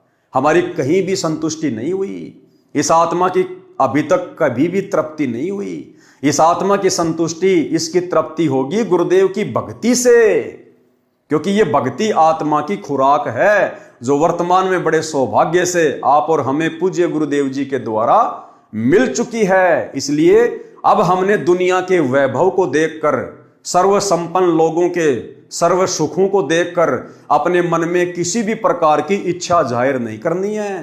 परमात्मा यही समझाना चाहते हैं कि अगर तू सफल हो गया ये भक्ति करके, तो यहां के राजा महाराजाओं के सुख तो छोड़ दो, जब तुम सतलोक में चले जाओगे तो परमात्मा कहते हैं, चार मुक्ति जहां चंपी करती माया होरी दासी, दास गरीब अभय पद परसै वो मिले राम अविनाशी। सतलोक में जाने के बाद या ब्रह्मा विष्णु महेश के पास जो चार मुक्ति हैं, काम अर्थ धर्म मोक्ष, कहते हैं ये तो तुम्हारे वहां पैरों की चंपी करेंगी, मालिश करेंगी, इनकी तरफ तो तुम देखोगे भी नहीं। सतलोक में इतने सुख हैं, इतना सर्व संपन्न लोक है वो। जिस प्रकार किसी के घर में 4 व्हीलर हो तो वो बाइक की तरफ तो कभी देखता भी नहीं है।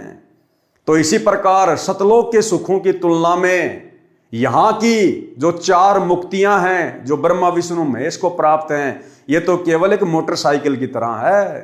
तो भाइयों और बहनों, हमने नीची गर्दन करके दुनिया को ना देखकर गुरु के ज्ञान को आधार बनाकर और मृत मानकर अपने आप को, ये जीवन, ये शरीर, ये सोच अपने गुरुजी को समर्पित कर देनी है कि गुरुजी मैं स्वयं को आपको समर्पित करता हूं, मेरा जीवन आपके कदमों में है, हे परमेश्वर आपका कुत्ता हूं, मेरी डोर अपने हाथ में रखना। कुत्ता हूं गुरुदेव का, पवन दास का नाम, और गले प्रेम की जेवड़ी, जहां खींचो तहां जाऊं। तो करो तो बावड़ूं, दूर दूर करो तो जाऊं, और जो राखूं त्यों ही रहूं, जो देवोगे सो खाऊं। हमने इस भाव से, क्योंकि भाई और बहनों कितनी उम्र है हमारी, आधी से ज्यादा उम्र तो जा चुकी है, 15, 20, 25 साल की हमारी उम्र है। अब बताओ, अब 40 साल में तो हम जगत सेठ बने नहीं, अब 15, 20 साल में क्या जगत सेठ बनेंगे, और बन भी गए तो परमात्मा ने जो पहले जो जगत सेठ बन के जा चुके हैं उनकी दुर्गति बता दी। बताओ फिर क्या मांगे हम परमात्मा से भक्ति के अलावा, मर्यादा के अलावा। सरलार्थ, लंका के राजा रावण के महल की सबसे ऊपर की मंजिल 4 योजन, 1 योजन 12 किलोमीटर का होता है, इतनी ऊंची थी। उसमें रावण नौजवान स्त्री के साथ संभोग करता था। संभोग यानी सेक्स करते समय दोनों स्त्री पुरुष के वीर्यपात होने की मात्रा 1.25 मण, 1 मण में होता है 40 किलो, इतनी होती थी, यानी 50 किलो, यानी आधा क्विंटल होती थी। जब रावण ये बकवादे किया करता था, जबकि वो शादीशुदा था, मंदोदरी उसकी महारानी थी, सुंदर थी, नौजवान थी, इसके बावजूद भी काल प्रेरणा से वो अन्य नौजवान स्त्रियों के साथ में संभोग किया करता था। कहां? अपनी 48 किलोमीटर ऊंची सबसे ऊपर की मंजिल पे जाके, अपनी सिद्धि शक्ति से वहां जाकर वो उन नौजवान औरतों के साथ संभोग किया करता था। और एक बार के संभोग में जो पदार्थ स्त्री और पुरुष के शरीर से बाहर निकलता है, रज और बीरज, गुरुदेव ने बताया 50 किलो, यानी आधा क्विंटल रज और बीरज उस समय स्त्री और पुरुष के शरीर से बाहर निकलता था। भाई और बहनों, यह सामान्य बात नहीं है। आज के इंसान का वजन होता है 50 किलो, आधा क्विंटल तो आज के इंसान का वजन रह गया। और रावण जब एक बार संभोग करता था तो 50 किलो वो पदार्थ अपने शरीर से बाहर निकाल दिया करता था। तो क्या औकात है आज के इंसान की, भले वो प्रधानमंत्री है, राष्ट्रपति है, रावण के एक समय के वीर्य के बराबर आज के इंसान का वजन है। क्या औकात है, किस बात का घमंड करें, किस बात का अहंकार करें। 150 फीट जिसकी हाइट। भाई और बहनों, अगर आपको देसी भाषा में समझाएं, सरल भाषा में, इस अहंकार को तोड़ने के लिए, तो आज इस पृथ्वी पर जो सबसे लंबे से लंबा कोई इंसान है, होगा कोई 8 फीट का, 9 फीट का, या बड़े से बड़ा हो सकता कोई 10 फीट का इंसान हो आज इस धरती पर। भाई और बहनों, 10 फीट लंबे तो रावण के गुप्तांग के बाल थे, बाल। अब सोचो भाई और बहनों, विचार करो इन बातों पर अपने अहंकार को तोड़ने के लिए। आज के इंसान की इतनी हाइट नहीं है जितने बड़े रावण के गुप्तांग के बाल थे। अब सोचिए हम किस बात का घमंड करें, हमारी औकात क्या है। इसीलिए परमात्मा हमें बारंबार समझाते हैं, मर्द गर्द में मिल गए रावण से रणधीर, कंस केश चानूर से हिरणाकुश बलबीर। और तेरी क्या बुनियाद है, तू पेंडा पंथ पकड़, गरीब दास हरि भक्ति बिन तेरा खाली रहसी खेत। कि मर्द गर्द में मिल गए रावण जैसे मर्द, कंस जैसे, हिरण्यकश्यप जैसे, वास्तव में जिनको मर्द कह सकते हैं, जो शरीर से भी मर्द थे, बलशाली थे, धन से भी थे। कहते हैं उल्टे काम कर करके आज उनका धरती पर खोज भी नहीं है। और उनकी तुलना में तुम इस कलयुग के छोटे छोटे जीव, यानी भाइयों और बहनों, अगर रावण से हम वर्तमान में अपनी तुलना करें तो हाइट के मामले में जैसे हमारे सामने धरती पर मेंढक होता है, हम केवल इतने हैं, इतने। तो किस बात का घमंड करें, किस बात का अहंकार करें।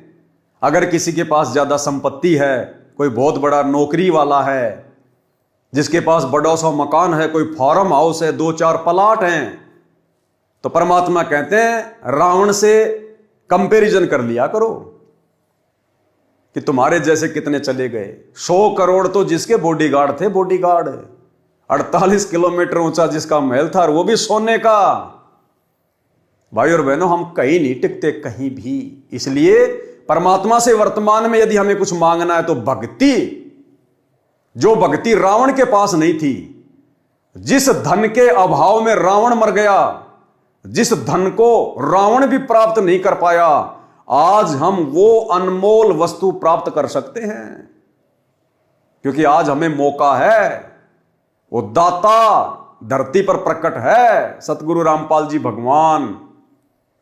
तो हमने केवल परमात्मा से भक्ति मांगनी है, मर्यादा मांगनी है, आधीनी मांगनी है, दास भाव मांगना है। बाकी तो परमात्मा ठाठ कर देगा जितनी हमें यहां आवश्यकता होगी। और उसके बाद फिर सदा के ठाठ, फिर सदा के ठाठ के लिए परमात्मा सतलोक में बैठा देगा।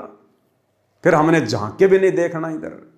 तो भाई और बहनों, इस प्रकार से हमने अपनी औकात में, अपनी हैसियत में रह के और अपने गुरु को सर्वे सर्वा मानकर, सब कुछ मानकर हमने भक्ति करनी है।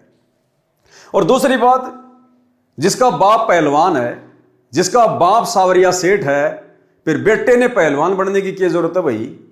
अरे जिसका बाप पहलवान है उसके बेटों को छेड़ कौन देगा। जिसका बाप सावरिया सेठ है, जगत सेठ है, तो उस बेटे को कभी धन की कमी रहती है क्या, किसी चीज के भरोसे रहता है क्या। जब हमारा बाप सतगुरु रामपाल जी भगवान सर्वगुण संपन्न है, तो क्यों ना हम इन्हीं की गोद में बैठकर खाएं पिएं, मौज मस्ती करें, अपनी भक्ति करें, मर्यादा निभाएं। हम क्यों टेंशन में पड़े। अरे जिस आदमी को गाड़ी चलाने के लिए ड्राइवर मिला हुआ है, वो मूर्ख आदमी है जो खुद गाड़ी चला रहा है। आराम से सीट पे बैठ, अपनी कोई पढ़ाई कर, अपना मोबाइल में अपना कोई धार्मिक कोई अपनी चीज देख, आराम से नींद आवे तो सो जा। ड्राइवर गाड़ी चला रहा है ना। तो इसी प्रकार पूरी सृष्टि का ड्राइवर सतगुरु रामपाल जी भगवान, आज सीधा सीधा हमारा बाप हमारे गुरु रूप में घर घर में प्रकट। तो भाई और बहनों, फिर हम क्यों टेंशन लें, हम क्यों सिर में दर्द करें ये दुनिया की दौलत मांग के। इसलिए हमने तो अपने गुरुदेव के चरणों में दास भाव से बैठे रहना है। परमात्मा यहां के भी सर्व सुखों को प्राप्त करवा देगा जो आवश्यक होंगे, भक्ति में बाधक नहीं होंगे। लंका के राजा रावण के महल की सबसे ऊपर की मंजिल 4 योजन यानी 1 योजन 12 किलोमीटर का होता है, इतनी ऊंची थी। उसमें रावण नौजवान स्त्री के साथ संभोग करता था।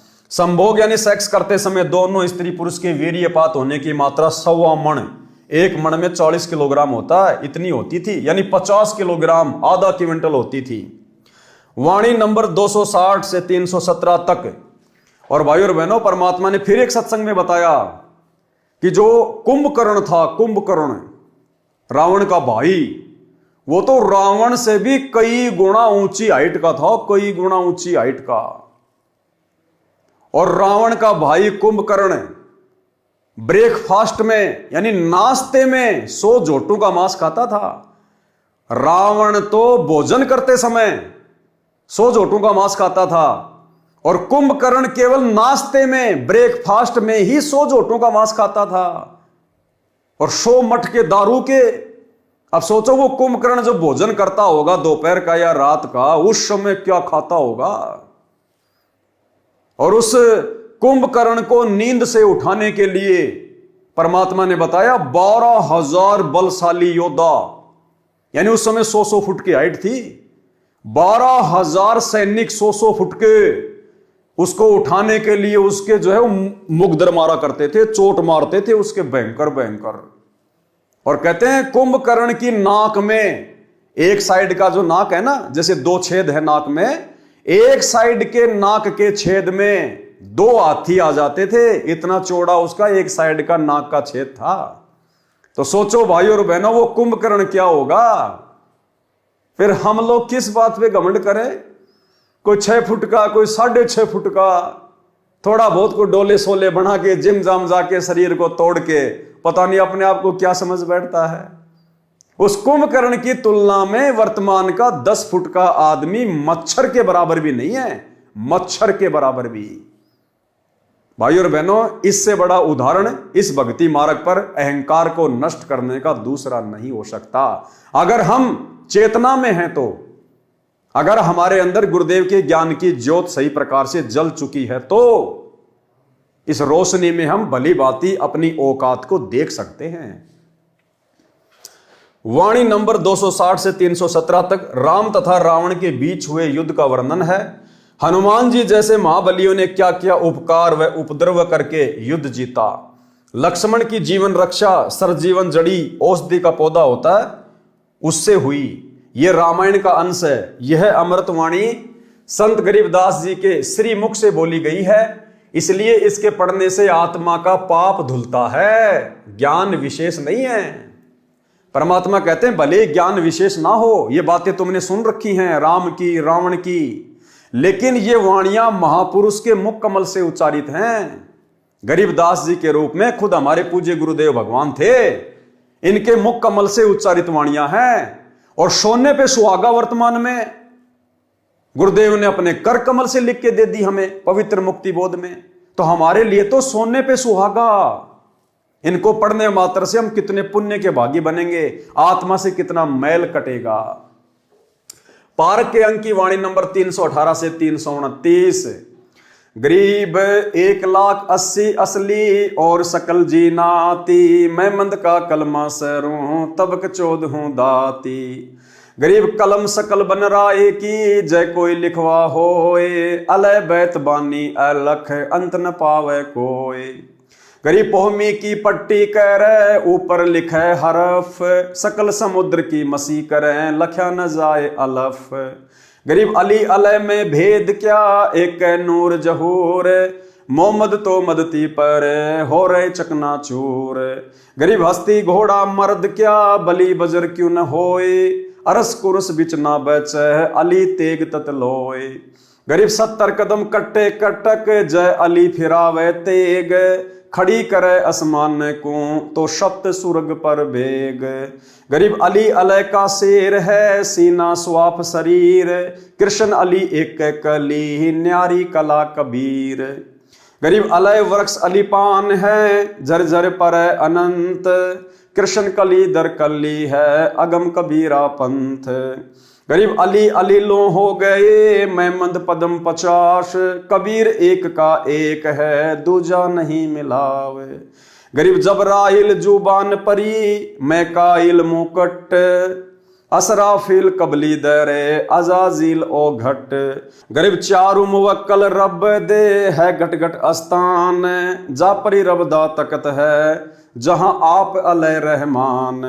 गरीब नबी नाक में मंद मुख, मन मक्का महबूब, चिसम इसम दरगा दिल, देखी खूब खुदी खूब। यानी ये अरबी, फारसी, उर्दू, पता नहीं कौन कौन सी भाषाओं के शब्द हैं, क्योंकि आदरणीय गरीबदास जी ने अपने सदग्रंथ साहिब में अपनी 24,000 वाणियों में विश्व की सभी भाषाओं का समावेश किया है। विश्व के हर देश की भाषा का शब्द इन वाणियों में है, जो 24,000 वाणियां अमर ग्रंथ में है। तो पहली बात तो भाई और बहनों, आप और हमारे को यहीं पर विश्वास हो जाना चाहिए कि पूरे विश्व की भाषा को कौन जान सकता है। आज वर्तमान में पूरे विश्व की भाषाओं के समावेश युक्त इस सदग्रंथ साहिब का अनुवाद कौन कर रहा है? केवल सतगुरु रामपाल जी परमेश्वर। तो पूरे विश्व की भाषा कौन जान सकता है? केवल परमेश्वर। तो सतगुरु रामपाल जी स्वयं खुदा हैं, अल्लाह हैं, परमेश्वर हैं। अन्यथा 300 साल हो गई गरीबदास जी को ये वाणियां लिखे हुए, आज तक कोई गरीबदास पंथी भी इनका सरलार्थ नहीं कर पाया। केवल पाठ करते हैं, जैसी वाणियां हैं वैसा ही बोलते रहते हैं, लेकिन सरलार्थ सन 1994 से सतगुरु रामपाल जी परमेश्वर ने शुरू किया। तो भाइयों और बहनों, ये विश्व की बहुत सारी भाषाओं के शब्द हैं, इनको पढ़ने मात्र से हमारे पाप कर्म कटते हैं। अब गुरुदेव ने बताया जैसे रोगी है और डॉक्टर ने उसको औषधि दे दी, उसको मेडिसिन दे दी, टैबलेट दे दी खाने के लिए। अब उस रोगी को नहीं पता, वो तो बेचारा गांव का आदमी, वो तो अनपढ़ आदमी है, उसको नहीं पता ये टैबलेट कौन सी कंपनी की है, क्या क्या इसमें साल्ट हैं, कैसे कैसे ये बनी है, कुछ नहीं पता। उसको चाहे जहर की गोली दे दो, वो तो विश्वास करके खा लेगा कि डॉक्टर दे रहा है। तो इसी प्रकार उस रोगी को नहीं पता है, लेकिन उसके बावजूद भी वो टैबलेट उसके ऊपर काम करेगी, उसके रोग को साफ करेगी। इसी प्रकार ये अमृतवाणी इस भक्ति मार्ग में जन्म मरण के दीर्घ रोग को काटने के लिए आप और हमारे लिए मेडिसिन है। और सर्वश्रेष्ठ डॉक्टर वैद्य, आध्यात्मिक वैद्य सतगुरु रामपाल जी परमेश्वर जी के द्वारा निर्मित हैं। तो भाई और बहनों, भले हमें नहीं पता इन वाणियों का, इनकी गहराइयों का, इन संकेतों का, इन शब्दों का, लेकिन ये भक्ति रूपी मेडिसिन खाने मात्र से हमारे पाप कर्म कटेंगे। तो क्या किया परमात्मा ने सरलार्थ? वाणियों में मुसलमान धर्म का आंशिक वर्णन है। अली नाम का मुसलमान पूर्व जन्म की भक्ति के कारण सिद्धि शक्ति युक्त था। यानी भाई और बहनों, गुरुदेव भगवान ने बताया कि हजरत मोहम्मद जी की आजीवन जो रक्षा हुई, वो रक्षा हजरत मोहम्मद जी के पुण्यों के कारण, जिस समय हजरत मोहम्मद जी परमात्मा की शरण में आए, उनको प्रथम मंत्र दिया गया। उसके बाद एक अली नाम का मुसलमान, एक प्रकार से गण, कबीर परमेश्वर सतगुरु रामपाल जी भगवान ने हजरत मोहम्मद की रक्षा के लिए छोड़ा हुआ था। तो हर मुसीबत में हजरत मोहम्मद की रक्षा वो अली किया करता था। और वो कितना सिद्धि युक्त था, कितना शक्तिशाली था, परमेश्वर क्या बता रहे हैं। और फिर उस अली नाम के मुसलमान की तुलना में कबीर परमेश्वर कितने समर्थ हैं, कितने शक्तिशाली हैं, उसका भी जिक्र किया है। वाणियों में मुसलमान धर्म का आंशिक वर्णन है। अली नाम का मुसलमान पूर्व जन्म की भक्ति के कारण सिद्धि शक्ति युक्त था। उसने हजरत मोहम्मद जी की विशेष सहायता की थी। अली की शक्ति का वर्णन किया है कि अली परमात्मा का शेर यानी सिंह था। जब वह तेग यानी तलवार से वार करता था तो 70 कदम कटे कटक यानी 70 कदम तक दुश्मन की सेना कट जाती थी। तलवार को आसमान की ओर खड़ा करता था तो 7 आसमान तक जाती थी। यानी सूक्ष्म रूप में परमात्मा इस प्रकार से अपने बच्चों की इस काल के कहर से रक्षा करता है। अली भी श्री कृष्ण की श्रेणी का शक्तिशाली देवता था। ऐसे ऐसे अली तो असंख्यों जा चुके हैं। श्री कृष्ण 3 करोड़ हो चुके हैं।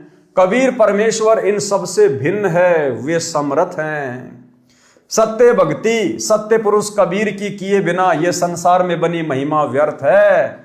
जैसे सतगुरु रामपाल जी परमेश्वर जी ने आज आप और हमें जो शत भक्ति दी है, जो शत भक्ति ना तो उस अली नाम के मुसलमान को प्राप्त थी, ना द्वापर में श्री कृष्ण जी को प्राप्त थी, ना त्रेता में श्री रामचंद्र जी को प्राप्त थी। भले ही उनकी कितनी भी महिमा बनी लाखों हजारों वर्षों तक, लेकिन वो महिमा व्यर्थ की, फोकट की।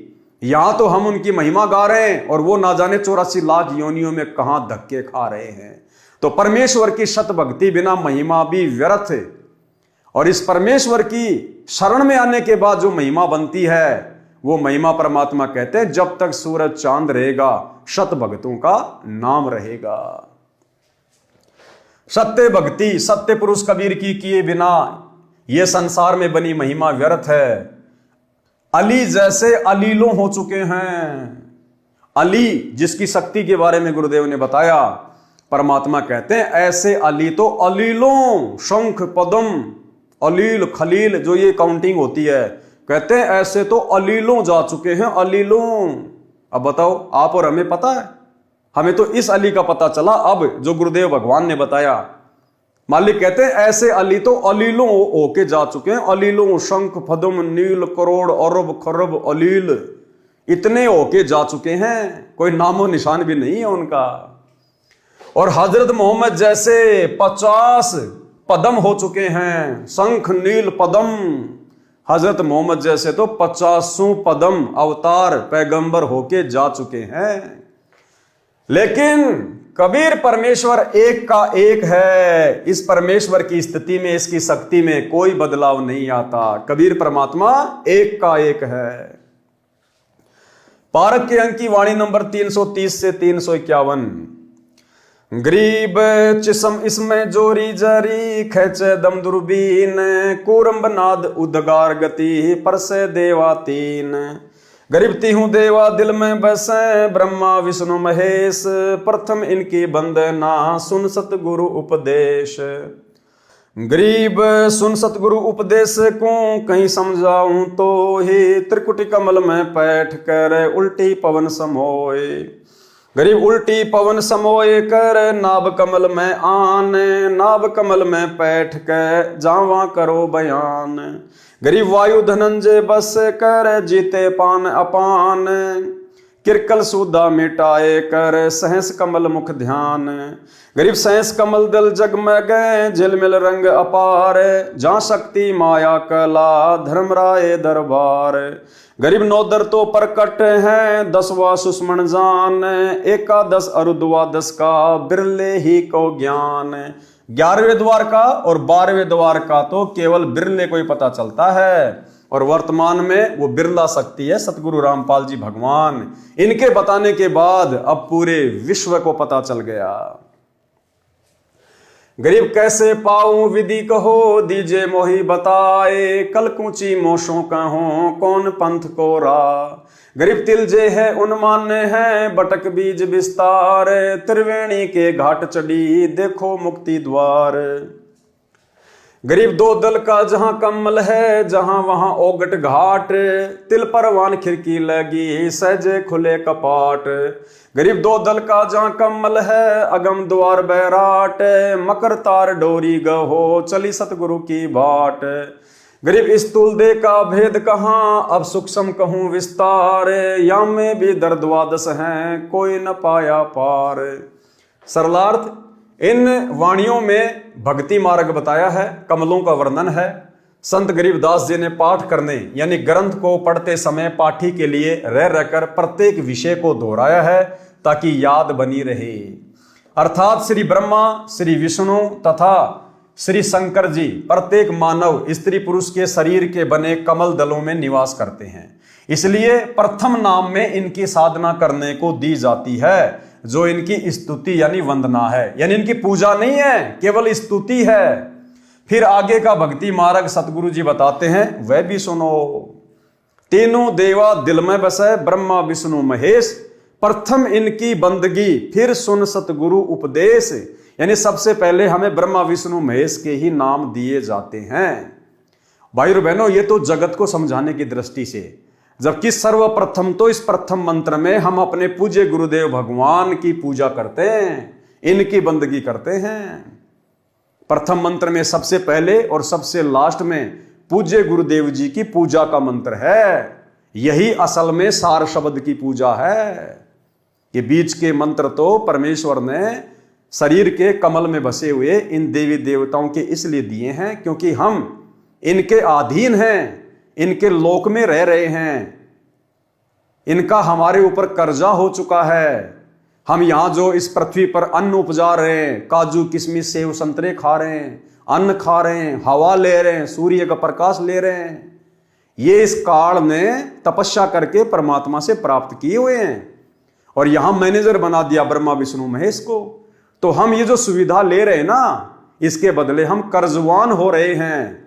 तो परमेश्वर ने इनके मंत्र केवल इसलिए दिए हैं ताकि हम इनकी साधना करें, इनकी मजदूरी करें और हम इनके कर्जे से मुक्त हो जाएं।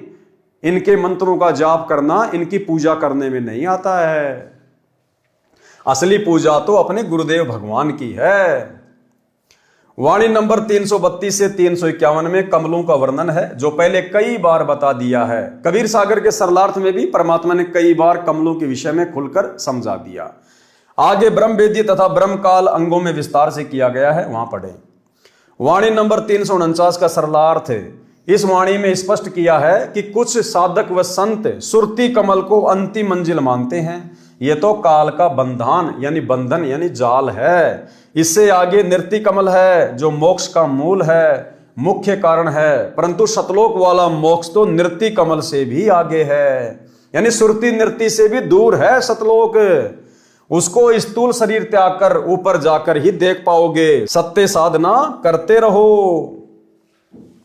पारक के अंक की वाणी नंबर 352 से 369। गरीब कंगरे कंगरे कलश हैं, कलश कलश लखी सूर, सूर सूर लखी चंद हैं, आवादन भरपूर। गरीब कंगरे कंगरे केवड़ा, लख लख फूल भलंत, लख लख मोती मुक्ति फल, बुझ बिरले संत। गरीब नहीं कंगूरे हेम के, नहीं ये सूरज चंद, पारख कनी पहार है, अवगत परमानंद। गरीब जगर मगर ज्योति करे, तहाँ राय बेली चंबेल, कमल केत की खिल रहे, भवर गुंजना खेल। गरीब अवगत नगर निदानपुर, बंगले लाल किवार, शंख मुनि सिजदय करे, शिव बर्मा शिकदार। गरीब बिन मुख सारंग राग सुनी, बिन ही तंती तार, बिन सुर अलगोजे बजे, नगर नाच घुमार।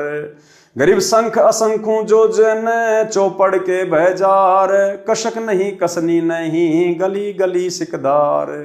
गरीब तर्क नहीं तोरा नहीं, नहीं कसीस कबाब, अमृत प्याले मद पीवें, भाठी चवें शराब।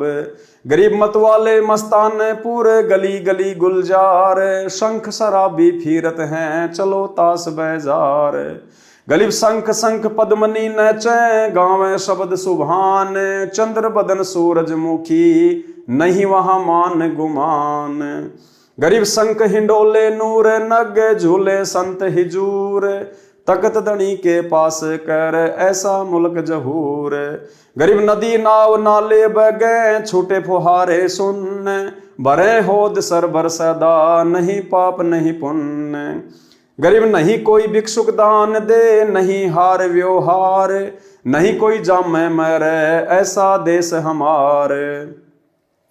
गरीब बाजे घंटा ताल घन, मंजीरे डफ झांझ, मुरली मधुर सुहावनी, निस्बा सर अरु सांझ।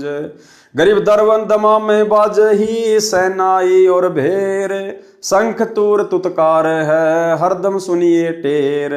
गरीब बीन बिहंगम झमकही, तनक तंबूरे तीर, राग खंड नहीं होत है, बंद्या रहत समीर। गरीब ताल ख्याल सुर एक गति, राग 36 बैन, सुने तो सन्मुख शीस दे, बिना राग सब फैन। पूज्य गुरुदेव भगवान ने हमारी आत्मा को जगाने के लिए सतलोक में कैसे कैसे सुख है, कितना आनंद है, कितनी मौज मस्ती है, इनका यहाँ पर जिक्र किया है। गुरुदेव भगवान कह रहे हैं कि यहाँ जैसे कोई एक बोतल शराब की पीकर और बिल्कुल नशे में चूर होके लड़खड़ाता हुआ चलता है, होश खोके, परमात्मा कहते हैं उस सतलोक में इतना नशा तो ऑटोमेटिक रहता है जैसे यहां पर कोई 100 बोतल शराब की पी ले।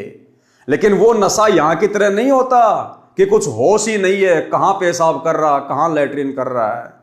कहते वहां पर हर आत्मा के अंदर इतना नशा तो ऑटोमेटिक रहता है, इतना खुमार चढ़ा रहता है, इतना मदहोश रहता है, इतना आनंद है वहां पर। और भी बहुत सारे सुख भाई और बहनों, अब इन वाणियों को आप और भगत भाई बहन उस तरह से नहीं समझ सकते हैं, नहीं समझा सकते हैं। जिस प्रकार से हमारा बाप इन वाणियों का जूस निकालकर हमें पीने के लिए दे सकता है। तो भाई और बहनों, जैसे जैसे परमात्मा ने इन वाणियों का सरलार्थ किया है, थोड़ा बहुत उसी हिसाब से हम इनको ग्रहण करते चलेंगे। गरीब शंख किरनी जहां झिलके ही, शंख पद्म प्रकाश, शंख कला कल धूते है जहां हमारा बास। शंख पद्म प्रकाश, श्री कृष्ण जी के पैर में एक पद्म था, उसी से उसकी ख्याति हो गई, चमकता था। परमात्मा कहते हैं वहां शंख पद्मों जितनी रोशनी सतलोक में ऑटोमेटिक। सरलार्थ, इन वाणियों में सतलोक का वर्णन है। कहा है कि सत्यलोक में सब प्रकार का नृत्य होता है, सब प्रकार के राग होते हैं। सतलोक का संगीत मन भावन है, वहां पर अनेकों सुंदर स्त्रियां नृत्य करती हैं, वहां कोई दुराचार नहीं। जैसे यहां पर पहले होता था मुजरा, बड़े बड़े लोग, पैसे वाले लोग कोठों पे जाया करते थे, बंद कोठे में लड़की नाचती थी, वो आनंद लेते थे। उसके बाद में थोड़ा ये विज्ञान आगे बढ़ी, बॉलीवुड शुरू हो गया, फिल्में शुरू हो गई, सरेआम लड़कियां टीवी चैनलों पर नाचने लग गई, फिल्मों में नाचने लग गई। तरह तरह के संगीत, गाने बजाने, मधुर मधुर आवाजें फिल्मी गानों के रूप में आप और हमें सुनने को मिली। परमात्मा कहते हैं सतलोक की तुलना में यहाँ के राग, यहाँ के नाच गाने कुछ भी नहीं है, और ना यहाँ की औरतें। सतलोक में जो सुंदर सुंदर स्त्रियां हैं, उनके पैर के मैल के बराबर भी इस 21 ब्रह्मांड की सबसे सुंदर कोई स्त्री नहीं है। फिर पृथ्वी लोक की ये छोटी मोटी 4-5 फुट की स्त्रियों की तो भाई और बहनों बिसात ही क्या है। तो परमात्मा कहते हैं वहां पर शंखों स्त्रियां नृत्य करती हैं, नाचती हैं, मन भावना संगीत है। अगर वो संगीत यहां पर आप और हम आत्माओं को सुना दिया जाए, भाई और बहनों, हम जीना छोड़ देंगे, हम शरीर त्याग देंगे। ये आत्मा फिर शरीर में रह नहीं सकती, बेचैन हो जाएगी। जिस प्रकार धर्मदास जी सतलोक गए, वहां के ठाठ बाट देखे तो रोने लग गया कि मोहे ना भेजो भगवान हमसे बिगड़ी है, मोहे राख लियो भगवान हमसे बिगड़ी है। कि परमात्मा वो तो बहुत गंदा लोक है यहाँ की तुलना में, अब मुझे नीचे ना भेजो। तो भाई और बहनों, अगर वो संगीत और वो सुंदरता यदि परमात्मा हमें एक बार जरा सी झलक दे दे, हम यहां पर पागल हो जाएं, पागल, हम जी नहीं सकते यहां पर।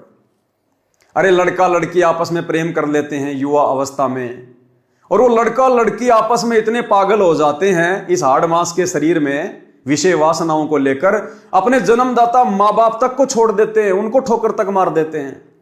तो सोचिए भाई और बहनों, वो वास्तविक नूरी शरीर, नूरी रूप, नूरी सुंदरता अगर परमेश्वर हमें एक झलक दिखा दे, हम यहां पर जीवित ही मर जाएंगे, जीवित ही। लेकिन परमेश्वर इस ज्ञान से हमारे को वहां की सुंदरता से परिचित करवाएंगे, इस ज्ञान से हमारे को वहां के सुखों का और यहां के दुखों का परमेश्वर अनुभव करवाएंगे, तभी हम वहां स्थायी रूप से टिक पाएंगे। अन्यथा यदि परमेश्वर हमें कच्चेपन में सतलोक लेकर गए, हालांकि परमात्मा तो नहीं लेके जाएंगे, उनको तो पता है, लेकिन एक उदाहरण पेश किया परमात्मा ने हजरत मोहम्मद जी का। हजरत मोहम्मद जी को परमात्मा सतलोक लेकर गए थे, लेकिन वो सतलोक में नहीं रहे, उनका मन वहां नहीं लगा, क्योंकि उनको ज्ञान नहीं हुआ। और यहां उनके बहुत सारे भगत बन चुके थे, उनके चेले बन चुके थे, उनकी महिमा हो चुकी थी, तो उन्हें यही की महिमा अच्छी लगी। तो इसी प्रकार भाई और बहनों, यदि बिना ये तत्व ज्ञान हमारे हृदय में जमाए गुरुदेव हमें सतलोक ले भी गए, तो भाई और बहनों, यहां से जब तक हमारी आस्था पूरी तरह से नहीं हटेगी, सतलोक में हमारी आस्था नहीं लग सकती। तो परमेश्वर कह रहे कि वहां के जो सुख हैं, वहां के सुखों का यहां पर वर्णन भी बड़ी मुश्किल से किया जाता, बड़ी मुश्किल से। वो अकय लोक है, वहां के सुखों के विषय में कहा नहीं जा सकता। लेकिन फिर भी ये समर्थ परमात्मा आप और हमें जैसे तैसे करके समझा रहे हैं, हमारी आस्था इस गंदे लोक के झूठे सुखों से हटाने के लिए। तो क्या कह रहे हैं परमात्मा कि वहां पर कोई दुराचार नहीं है। जब वहां पर औरतें डांस करती हैं, नाचती हैं, तो हमारे मन में कोई पाप नहीं आता, विषय वासना नहीं जागती, दुराचार नहीं आता। जैसे कोई बहुत सुंदर स्त्री है और वो भले ही नंगी होके डांस करने लग जाए अपने घर पर एक कमरे में, और वहीं उसका 6 महीने का या 1 साल का उसका बेटा या बेटी भी है, उस बेटा बेटी के मन में किसी प्रकार का कोई विकार उस सुंदर स्त्री को नाचती हुई को देखकर नहीं आएगा।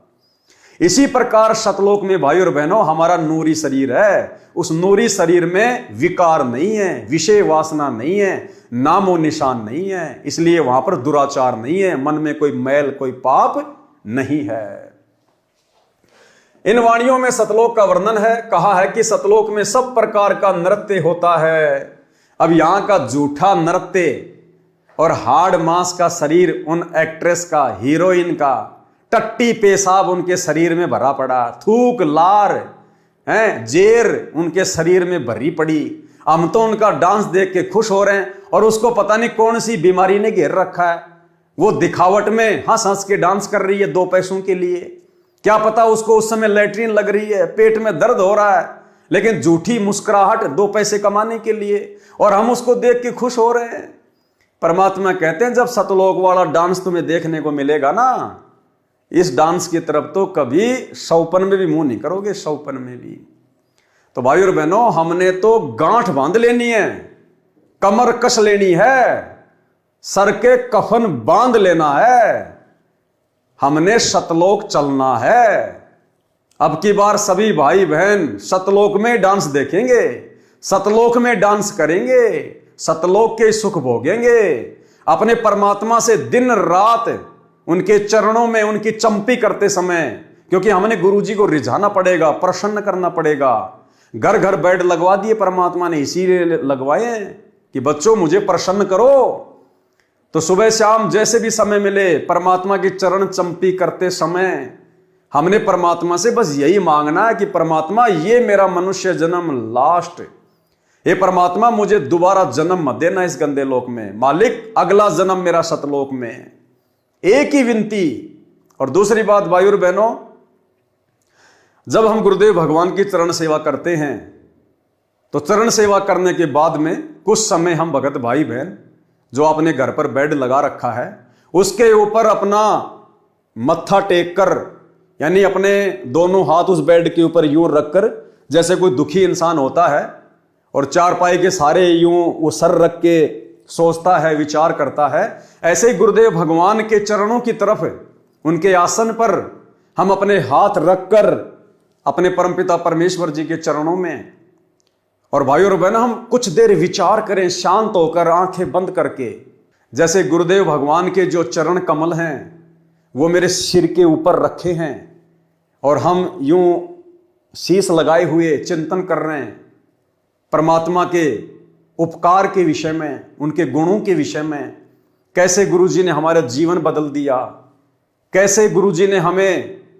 इन गंदे विकारों से दूर कर दिया, कैसे परमात्मा ने हमें जानवर से इंसान बना दिया, देवता बना दिया, और हम अपने उन कुकर्मों को याद कर करके, उन विषय विकारों को याद कर करके हम परमेश्वर के चरणों में शीश रखकर कुछ देर आंसू बहाएं। यानी जब भी हम गुरुदेव के चरणों की सेवा करें तो भाई और बहनों ये चिंतन करते हुए संसार की सारी चिंताओं को साइड में रख के 10, 15, 20 मिनट जितना भी आपका मन करे हमारी आंखों से आंसू निकलने चाहिए। ज्यादा भी नहीं तो 1 टपका तो हमारी आंख से आंसू आना ही चाहिए, उन बुरे दिनों को याद करके और सतलोक के सुखों को याद करके, और मन में ये डर कि परमात्मा जो आपने महिमा अपने लोक की बताई है और यहाँ के जो दुख हमें दिखा दिए, बता दिए, परमात्मा यदि हमें अब की बार मोक्ष नहीं मिला, अगर किसी भी कारण से ये कुत्ता ये कुतिया अगर रह गई तो परमात्मा मैं तो उन सुखों से वंचित रह जाऊंगा, फिर ना जाने हजारों करोड़ों लाखों युगों बाद ना जाने कब इस कलयुग की पिछली पीढ़ी में आप मेरा हाथ पकड़ोगे। तो ये भय होना चाहिए हमारे अंदर, और अपने गुरुदेव भगवान की मन मोहिनी सूरत को ध्यान में रखते हुए आधीनी से हमारी आंखों से ज्यादा भी नहीं तो भाई और बहनों 1 आंसू तो निकलना चाहिए। और जिस दिन आपकी आंखों से आंसू नहीं निकलते हैं तो समझ लेना उस दिन आपने उस श्रद्धा से, उस भाव से भक्ति नहीं की है। उस दिन आप संसार में ज्यादा रमे हैं, आप अन्य सांसारिक कार्यों में, कोई काम धंधे में ज्यादा दिमाग लगाया आपने, उस दिन आपके मन में वो भाव जागृत नहीं हो पा रहे। क्यों? क्योंकि उस दिन भक्ति भाव ज्यादा आपके नजदीक नहीं रहा।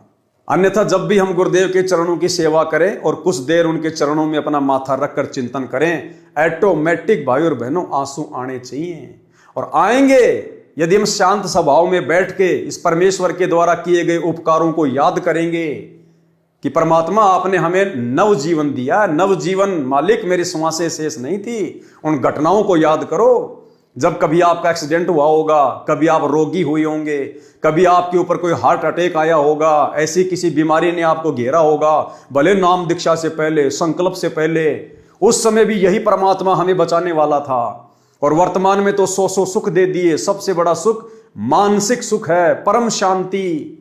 हमें दुनिया की आग से दूर कर दिया, विषय वासनाओं से दूर कर दिया, हमें मोक्ष का मार्ग दे दिया। तो इतना सब कुछ जो गुरुदेव ने हमारे ऊपर उपकार किया है, यदि हम इसको याद करेंगे 5 मिनट भी, तो भाई और बहनों ऑटोमेटिक आत्मा रोएगी, आंखों से आंसू आएंगे। और जिस दिन आंसू नहीं आ रहे हैं तो समझ लेना उस दिन आपकी भक्ति उस हिसाब से नहीं हुई है जितनी होनी चाहिए थी। इन वाणियों में सतलोक का वर्णन है। कहा है कि सतलोक में सब प्रकार का नृत्य होता है, सब प्रकार के राग होते हैं। सतलोक का संगीत मन भावन है, वहां पर अनेकों सुंदर स्त्रियां नृत्य करती हैं, वहां कोई दुराचार नहीं है। सतलोक में कोई निर्धन नहीं है, न कोई भीख मांगने वाला है, न कोई दान देने वाला, वहां न कोई संसार की तरह व्यवहार करने वाला है। वहां पर परमात्मा के भंडारे से सबको खाने को मिलता है, वहां कोई जन्मता मरता नहीं। हमारा सतलोक ऐसा स्वच्छ देश है। वाणी नंबर 370 से 375 में बताया है कि जैसे श्री रामचंद्र जी अपनी भक्ति की शक्ति से अयोध्या नगरी के सब व्यक्तियों को स्वर्ग ले गए, जो संख्या में 10 लाख थे। राजा जनक जी नरक में पड़े 12 करोड़ जीवों को स्वर्ग ले गए। इनमें स्पष्ट किया है कि काल के लोक में दुख सुख कहर मेहर सब कर्मों के अनुसार चलता है। जन्म मृत्यु भी सदा रहती है, स्वर्ग नरक का चक्कर भी सदा रहता है। परंतु कबीर परमेश्वर की भक्ति से जन्म मरण सदा के लिए समाप्त हो जाता है। राजा जनक वाला जीव स्वर्ग समय भोगकर पुण्य समाप्त करके श्री नानक रूप में जन्मा। परमात्मा कबीर जी ने उसका जन्म मरण समाप्त किया। श्री दादू दास जी का जन्म मरण सदा के लिए समाप्त किया। श्री राम जी अयोध्या को स्वर्ग ले गए, स्वयं श्री कृष्ण जी रूप पुनर्जन्म में आए। राजा जनक 12 करोड़ को स्वर्ग ले गए, स्वयं श्री नानक जी के रूप में जन्म लिया। इसलिए परमात्मा कबीर जी की भक्ति से परम शांति यानी जन्म मरण से सदा के लिए मुक्ति मिलती है, तथा परम धाम यानी सत्य लोक मिलता है जो सुख सागर है। परमात्मा कबीर जी का कलयुग में प्रकट होने का प्रकरण पारक के अंक की वाणी नंबर 376 से 380। गरीब 84 बंधन कटे कीनी कल्प कबीर, भवन चतुर्दश लोक सब टूटे जम जंजीर। गरीब अनंत कोटि ब्रह्मांड में बंदी छोड़ कहाए, सो तो एक कबीर है जननी जन्यान माए। गरीब शब्द स्वरूपी साहिब दैनी, शब्द सिंध सब माही, बाहर भीतर रम रहा जहां तहां सब ठाही। गरीब जल थल पृथ्वी गगन में, बाहर भीतर एक, पूर्ण ब्रह्म कबीर है अवगत पुरुष अलेख। गरीब सेवक होय के उतरे इस पृथ्वी के माही, जीव उदाहरण जगत गुरु बार बार बलि जाही। सरलार्थ, इन वाणियों में परमात्मा कबीर जी के कलयुग में प्राकाट्य का प्यारा वर्णन है जो इस प्रकार है। वाणी नंबर 376 से 380 में परमात्मा कबीर जी की महिमा का वर्णन है। किसकी? परमात्मा कबीर जी की महिमा का वर्णन है। कहा है कि कबीर परमेश्वर बंदी छोड़ हैं, अनंत करोड़ ब्रह्मांडों में बंदी छोड़ के नाम से प्रसिद्ध हैं। बंदी छोड़ का अर्थ है कैदी को कारागार से छुड़ाने वाला। हम सब जीव काल ज्योति निरंजन की कारागार में बंदी यानी कैदी हैं। इस बंदी गृह से केवल कबीर परमात्मा ही छुड़ा सकते हैं। और एक सत्संग में गुरुदेव भगवान ने बिल्कुल क्लियर कर दिया। गुरुदेव ने कहा कि अमर करूं शतलोक पठाऊं, ताते बंदी छोड़ कहाऊं। और फिर गुरुदेव ने कहा कि जो सच्चा गुरु होगा, जो सच्चा गुरु होगा वो बंदी छोड़ ही होगा। और बंदी छोड़ कौन है भाई और बहनों? कबीर परमात्मा। और दूसरा सृष्टि में कोई बंदी छोड़ नहीं है। और गुरुदेव क्या कह रहे हैं? जो सच्चा गुरु होगा वो बंदी छोड़ ही होगा। तो वर्तमान में सच्चे गुरु कौन? सतगुरु रामपाल जी। तो कौन हुए सतगुरु रामपाल जी? बंदी छोड़। और बंदी छोड़ कौन? कबीर भगवान। तो कौन हुए सतगुरु रामपाल जी? स्वयं कबीर भगवान। सुनिए छोटा सा सत्संग। तो जल बूढ़त पकड़ो हाथा, अपने गुरु जी के प्रति ऐसी विनम्रता हो। बंदी छोड़ हे गुरु, क्योंकि गुरु होगा वो बंदी छोड़ ही होगा। बाकी नकली गुरु है, वह गुरु भी नकली गुरु है और वो बंदी छोड़ हो ही नहीं सकते। तो जो सही गुरु होगा वो बंदी छोड़ होगा। अमर करूं सतलोक पठाऊं, ताते बंदी छोड़ कहाऊं। अमर करूं और काल की बंद से छुड़वा कर सतलोक ले जाऊं, इसलिए मैं बंदी। तो भाई और बहनों, आप और हमारे विश्वास को दृढ़ करने के लिए सतगुरु महिमा गुरुदेव भगवान ने साध संगति से जुड़े हुए भाई बहनों को निमित्त बनाकर संगत में शुरू करवाई। क्योंकि गुरु को परमेश्वर माने बिना इस सत भक्ति में गुरु ही परमात्मा होता है। एक सत्संग में गुरुदेव ने स्पष्ट कर दिया कि अगर कोई गुरु है तो केवल कबीर परमात्मा, दूसरा कोई गुरु हो ही नहीं सकता। सतगुरु तो इसलिए कहना पड़ गया क्योंकि नकली गुरु काल ने बहुत ज्यादा पैदा कर दिए, अन्यथा गुरु शब्द ही काफी है। और उस गुरु की भूमिका केवल कबीर परमात्मा ही करता है। गुरु यानी ज्ञान देने वाला। सृष्टि में जगत गुरु केवल एक ही है, कबीर भगवान। दूसरा कोई जगत गुरु नहीं हो सकता, बाकी सब जीव हैं। फिर परमात्मा ने, फिर धर्मदास जी चिंतित हो गए कि भगवान फिर कैसे बात बनेगी। तो परमेश्वर ने कहा कि 12 में पंथ, जब गरीबदास का पंथ चल चुका होगा, इन 12 में तो वो बात बने नहीं। 12 में पंथ में हम ही चल आवें और सभी पंथों को मिटाकर एक पंथ चलावें। अब 12 में पंथ में ये दास भेज दिया परमात्मा ना आए तो गरीबदास पंथ में रामपाल दास।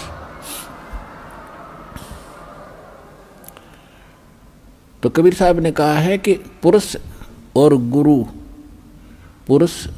गुरु सतगुरु में जो मेरा सच्चा गुरु होगा उसमें कोई भेद ना जानना, समकर जाने। मम संत मुझे जान मेरा ही स्वरूपम। परमात्मा ने कहा है मम संत, मेरे संत को मुझे ही जान, मेरा ही स्वरूपम। तो गुरु और सतगुरु, गुरु परमात्मा, सतगुरु परमात्मा स्वयं होते हैं, सतगुरु कहो चाहे गुरु कहो। और फिर पृथ्वी पर वही सतगुरु होता है जो उसका कृपा पात्र, और या वो स्वयं ही आते हैं। तो अब कहने का भाव यह है कि इस 21 ब्रह्मांड में इस दास के अतिरिक्त इस पृथ्वी पर छोड़ कहीं गुरु नहीं है इस मार्ग के जानने वाला वर्तमान में।